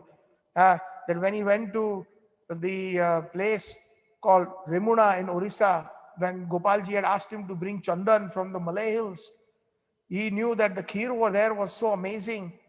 But he had got this ayachak vritti. Ayachak vritti means never ask anybody, not even for food. Yachak means to ask. Ayachak means not to ask. So he did not even ask. And when he went and he heard about the kheer, it was so nice. So he went in the line. And when his turn came, he put his hand, but suddenly he remembered that, oh, I should not be doing this. And he left the line. And at night, Gopinath, when the pujari left the kheer bowls in front, in the middle of the night, he woke up the pujari in his dream. I have stolen kheer for my devotee, Madhavendra Puri, and I have kept it behind me. In the middle of the night, perhaps at 12 a.m. or 2 a.m. in the morning, find him. He's hungry. Please give it to him. And then he goes in the village in Remuna, starts shouting that Madhavendra Puri, and Madhavendra Puri Pad was such a renowned saint. He was lying under a tree. He says, yes, I'm Madhav. And then he goes, Sashat Dandvat. You don't know who you know, it's amazing. Gopinath has stolen kheer for you. And since then, that Gopinath's name changed to Kirchur Gopinath. So this is Madhavendra Puri Pad. There's so many wonderful pastimes in Chaitanya Charitamrita that Mahaprabhu himself is glorifying. His great Param spiritual master, Madhavendra Puri Pad. So all glories to him. One more Acharya is Srinivas Acharya. His actually appearance is also there. Srinivas Acharya was also a very exalted Vaishnava. And he actually was a disciple of Gadadhar Pandit. Gadadhar Pandit is from the Panchatattva. Shri Krishna Chaitanya Prabhu Nityananda Shri Advaita Gadadhar Srivasadi Gaur Bhakta Vrinda. So Gadadhar Pandit is none other than Radharani. And Srinivas Acharya was initiated by the great Gadadhar Pandit. And Srinivas Acharya was so exalted that he was very humble. He was asked by his spiritual master, go learn the scriptures in Sevakunj, go to Vrindavan from Orissa. He was asked to leave and he go to Vrindavan, and there he studied under Jiva Goswami. And guess who else was there in Jiva Goswami's class? Narottam Das Thakur was there and Shamanand Pandit. So these three were like, although not initiated from the same spiritual master, they were by the same Siksha, disciples of Jiva Goswami. They studied right where the Radha Damodar temple is today, in Sevakunj, under the tutelage of Jiva Goswami, all the Rasik literatures and all the explanations, etc. And when they finally had to go their ways, and one day when Srinivas Acharya and Ramchandra Kaviraj, due to their separation, Narottam Das Thakur has composed this bhajan, which is very famous. Everybody knows that in ISKCON. Shri Krishna Chaitanya Prabhu Daya Karo More, Toma Vina Ke Dayalu Jagata Samsare, Patita Pavana Hetu Tava Utar, No Sava Patita Prabhu Na Paibe Yar, etc. So in that last stanza, he remembers two personalities. Narottam Das Thakur is remembering Srinivas Acharya, along with whom when he was studying under Jiva Goswami. Daya Karo Sri Acharya Prabhu Srinivas Ramachandra Sangha Mange Narottam Das. And Ramachandra is Ramchandra Kaviraj, not Ramachandra, Lord Ramachandra, the son of King Dashrath. A lot of people think like that. No. Ramchandra Kaviraj was the disciple of Radharaman Chakravarti, who was a disciple of of Narottam Das Thakur. But when Ramchandra Kaviraj left his body, he was so attached, Narottam Das Thakur, to his god nephew in one sense, the disciple's disciple, that he wrote this entire bhajan in Viraha. And then he mentions all the great personalities, starting with Mahaprabhu, Nityanand Prabhu, Advaita Acharya. He starts with Sarup Damodar Goswami, Sanatan Goswami, Jiva Goswami, Rupa Goswami, Loknath Goswami, Srinivas Acharya, and then Ramchandra Kaviraj. So one of the things that we have to learn from this is that we should never have any kind of we have this disease nowadays. You are my god brother, you are my god sister. This group is only for god brothers and god sisters. Only when my guru comes, you are invited. The rest are not invited. These things are never there. Our spiritual masters who initiate us and those who give us instructions, they are non-different. In our Gaudiya Vaishnava Parampara, Siksha Gurus have more importance than even that has been displayed by the affection. We can see Narottam Das Thakur lamenting on the disappearance of Krishnadas Kaviraj Goswami. So all these divisions when we make, we are actually, we are inhibiting our own progress. So we have to learn these bhajans. Millions of times are being sung, but who is actually grasping the essence? You have to grasp the essence, how these acharyas are behaving. Ramachandra Sangh Mange, Daya Karo, Sri Acharya Prabhu Srinivas. I stayed with him for a few days under Jiva Goswami. We were studying. We are not even initiated by the same spiritual master. Narottam Das Thakur was initiated by Loknath Goswami. Srinivas Acharya was initiated by Gadadhar Pandit. Shyamanand Pandit was initiated by Hriday Chaitanya Thakur.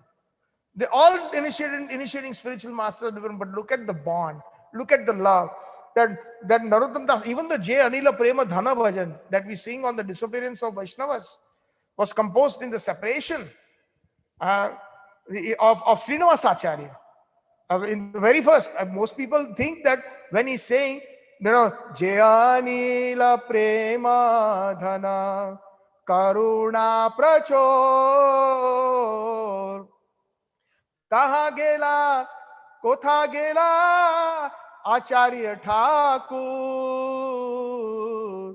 Kaha Mora Swarup Rupa Kaha Sanatan. So when he says that Jai Anila Prema Dhana Karuna Prachor Kaha Gela Acharya Thakur.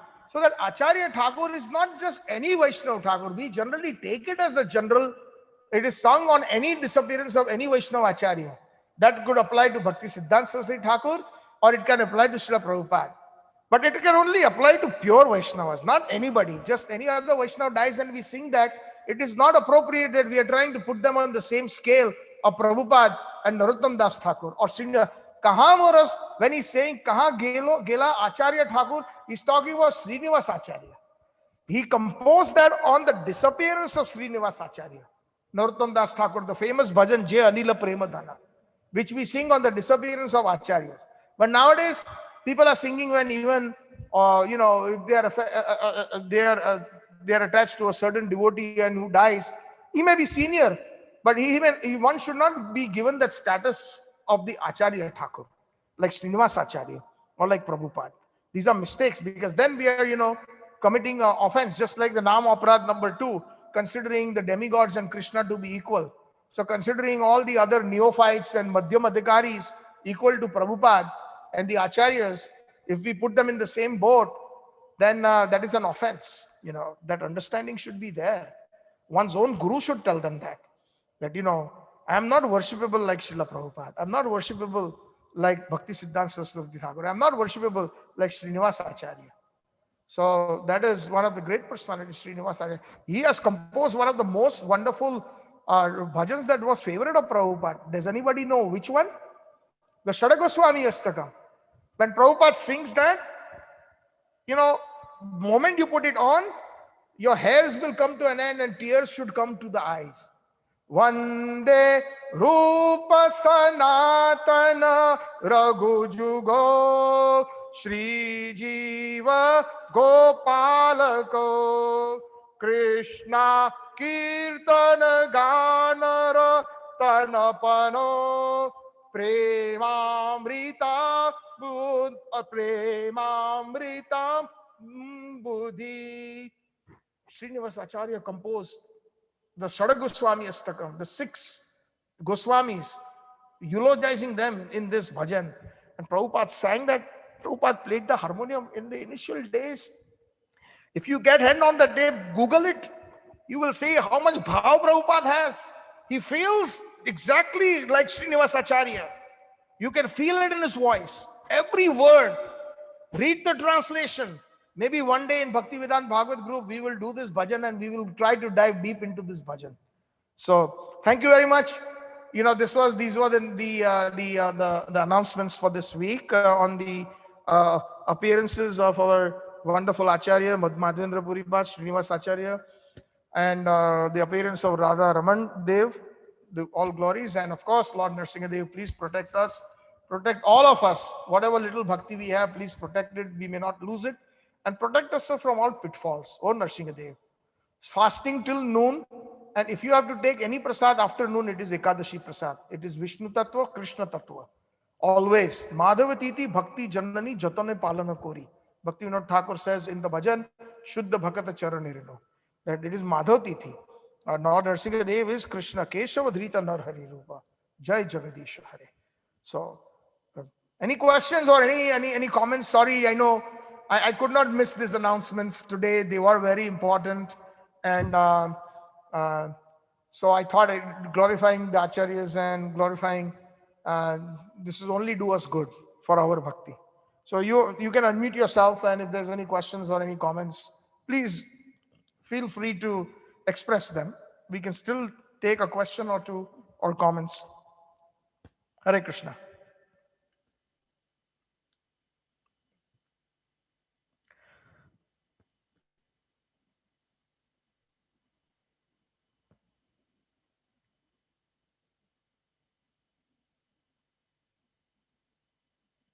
Nothing?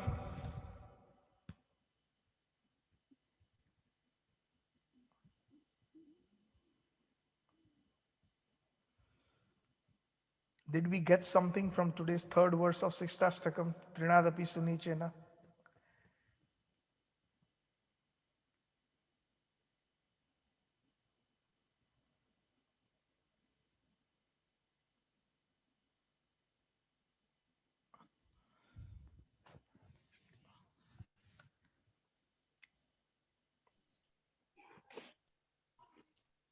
Hare Krishna, Prabhuji. Yes, Mamta Mataji, Hare Krishna. Yes. I have one question. Gopal Bhatt Goswami, Yes. does he have a 12 Shila or 13 Shila? You mentioned 13, but I thought I he has think it is 12 or 13. I don't exactly recollect, Mataji. Okay. Pardon me if I've made a mistake a little bit, but the essence is. No, I was just confused myself, so I just wanted to, for Yeah. my own sake. Yes, I I wanted will to. look it up. Honestly, I don't. No, I no, don't. I think I was reading once and they said he has 12 Shila when he went to Gangotri, and they were asking his. Okay, then that could be 12. Yeah. It could be. Yeah. So the one of them became Radharaman. Yes, one of them became, yes. Yeah.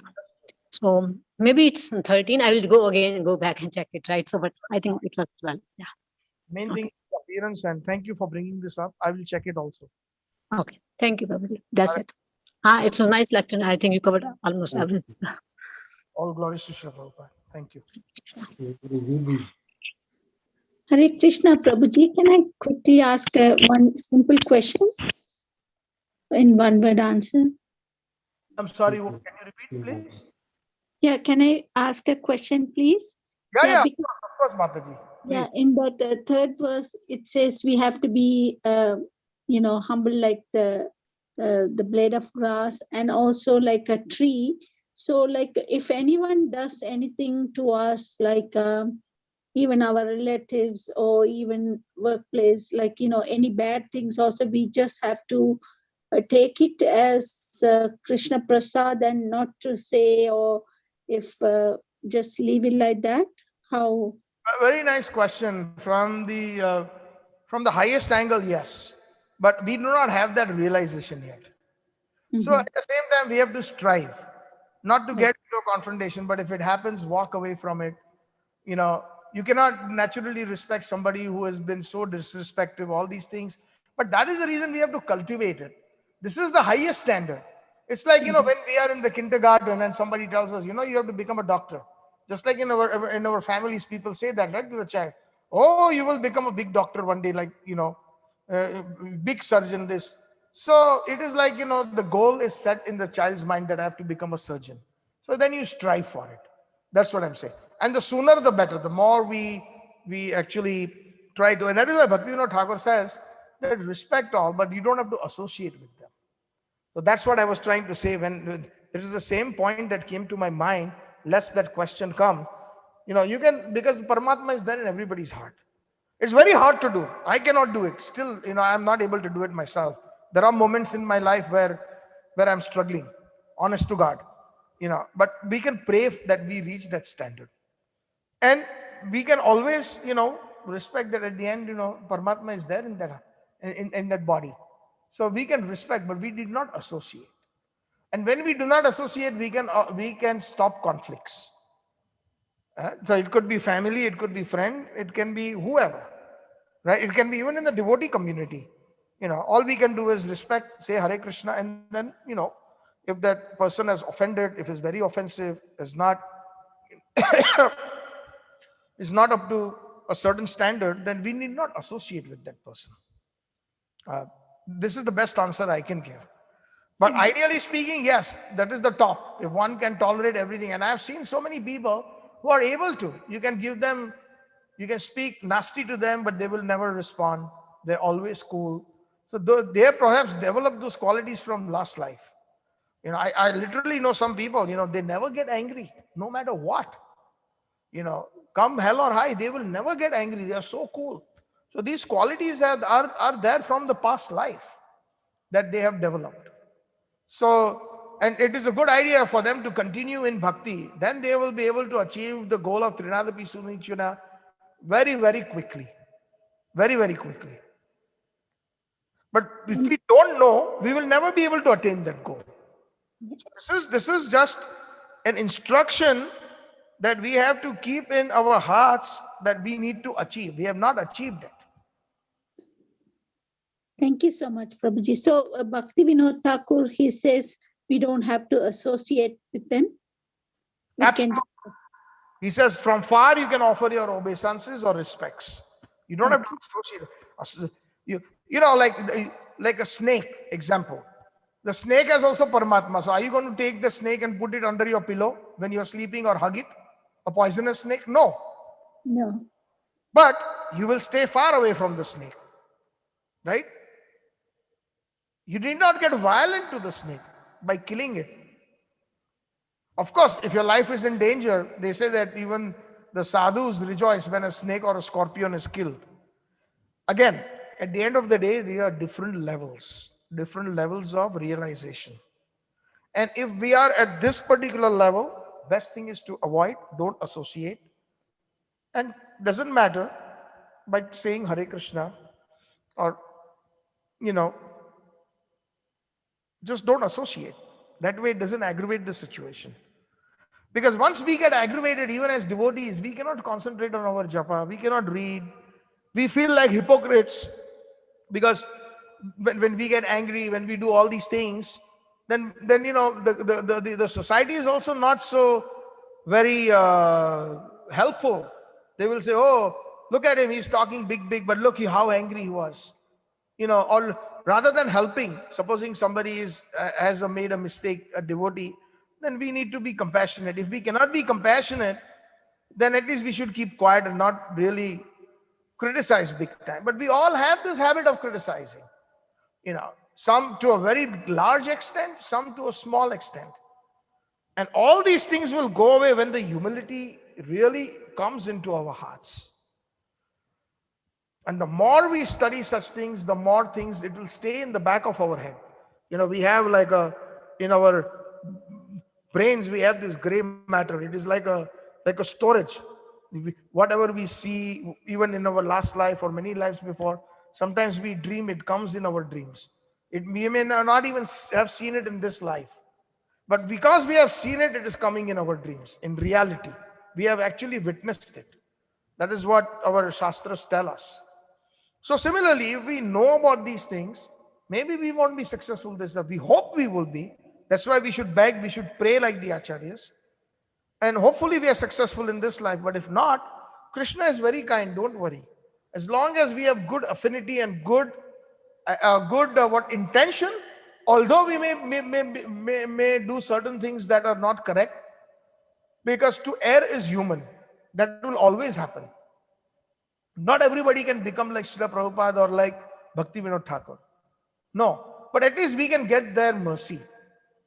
And that mercy itself will uplift us, although we are not qualified. Our only qualification is the ardent desire, is the intense desire. Does this make sense? Yes, yes, Prabhuji. Thank you so much. Thank you very much for the nice, beautiful class as well. Thank you. Thank you, Mataji. Hare Krishna. Well, it was a nice question. This is a question that I have heard before, and this is based on my realization, this is the best answer I can give. I'm being very honest. I don't want to mislead. I don't want to say that, no. You should fall at the feet of somebody who has slapped you, or you should do this, or you do that. No, it is best if you can. But if you cannot, just, don't associate. Durata dandvata bhelo, bhakata charana kori sa. Bhakti Vinod Thakur says that. Durata dandvata bhelo. From far, offer them respects. Or obeisances. Dandvat means obeisances. But it means respects. Offer them from Bhakti Vinod Thakur, according to the stature or the realization of a person, respects should be offered. So, we should not offer the same, on the same scale, Prabhupada and some, senior Vaishnava, or even our initiating spiritual master. No way. This is a maturity. We can give them all the respect. Yes, they are assisting Srila Prabhupada, and they have their own struggles also. That perfection is not there just because, that opportunity for initiating comes. But it is up to the disciple also, how seriously one takes the spiritual life. Prabhupada used to say in humility that, if one of you just follows the instructions very nicely, by your mercy, I will go back home, back to Godhead. Prabhupada said this to his disciples. That is the real humility. Bhakti Siddhanta Saraswati Prabhupada used to say, Daso Asmi. When his own disciples bowed down, he used to say in Sanskrit, very softly, I am your servant. Although I am your guru, but I am your servant. So this is the bhav. So that is why they are so exalted. We see the difference. We are so crazy and so like, sheep that just simply sometimes, a certain senior Vaishnava comes, we become crazy, we wash his feet, we drink his water, we offer him this, and supposing a senior Vaishnava passes away, we sing Jai Anila Prema Dhana. This is being recorded. I'm being very honest. This is not the way it is done. You cannot put Srila Prabhupada and our Gaudiya Acharyas on the same platform as me or some senior Vaishnava. No. It is an offense. Just like Nam Aparad number 2, to consider demigods. They are also very powerful. They are worshipable, but not as worshipable as Krishna. So similarly, there are many Vaishnavas. They are all, everybody is worthy of respect. Amanena manedena. Some, according to the realization, Bhakti Vinod Thakur has said, according to the realization, and that will require maturity. That requires maturity. There's no question of disrespecting anybody. Not even a dog. What to talk about a human being and what to talk about a Vaishnava who is chanting Hare Krishna. Whatever the level may be. But to consider that Vaishnava on the same level, giving the same respect as the Acharyas, that is a big mistake. That is why we don't have an Acharya in ISKCON. Acharya is only one, Srila Prabhupada. I hope through this point it becomes clear, Mataji. There is no Acharya in ISKCON. Acharya is only Srila Prabhupada. Are you there? Yes. Does that make sense? Yes. And even the GBC, they have realized this through their various deliberations, because previously many gurus had the names Bhagavad Pad, many gurus had all those exalted names, and then GBC said no more. Nobody should address them like that. One should not. Those are very exalted. Prabhupada is an exalted name. That a suffix. That is Rup Goswami Prabhupada, Jiv Goswami Prabhupada, Bhaktivedanta Swami Srila Prabhupada. We are not Ritviks. Otherwise somebody will say, oh, this is a Ritvik thing, what Satchitananda Dasa is preaching. No. Initiation is a must from a live guru.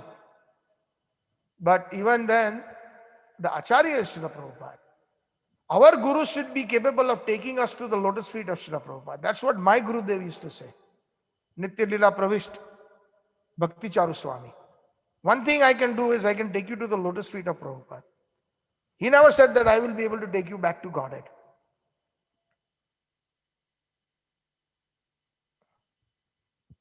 But all this comes with maturity. When we read Srila Prabhupada's books, when we read the books of the Acharyas, no question of disrespecting anybody. What to talk about a Vaishnava? Any Vaishnava. But if we cannot get along, if there is a lot of disrespect shown, and rather than spoil our consciousness, best do not associate. So whether it is a certain individual in the temple or it could be a family member, that is the cause of agitation.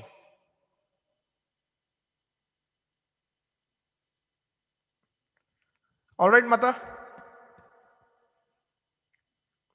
If there is any disagreements, you can always, please feel free to express your thoughts. I won't feel bad. It's all good, Prabhuji. Thank you. Okay, Mata. Hare Krishna. All right. Anybody else would like to, before we wrap up today's?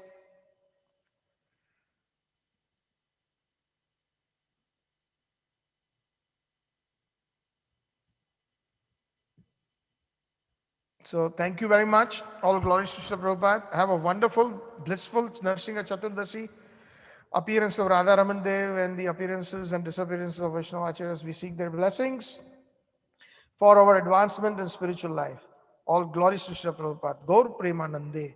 Hari Hari Bol. Gaur Premanande. Hari Hari Bol.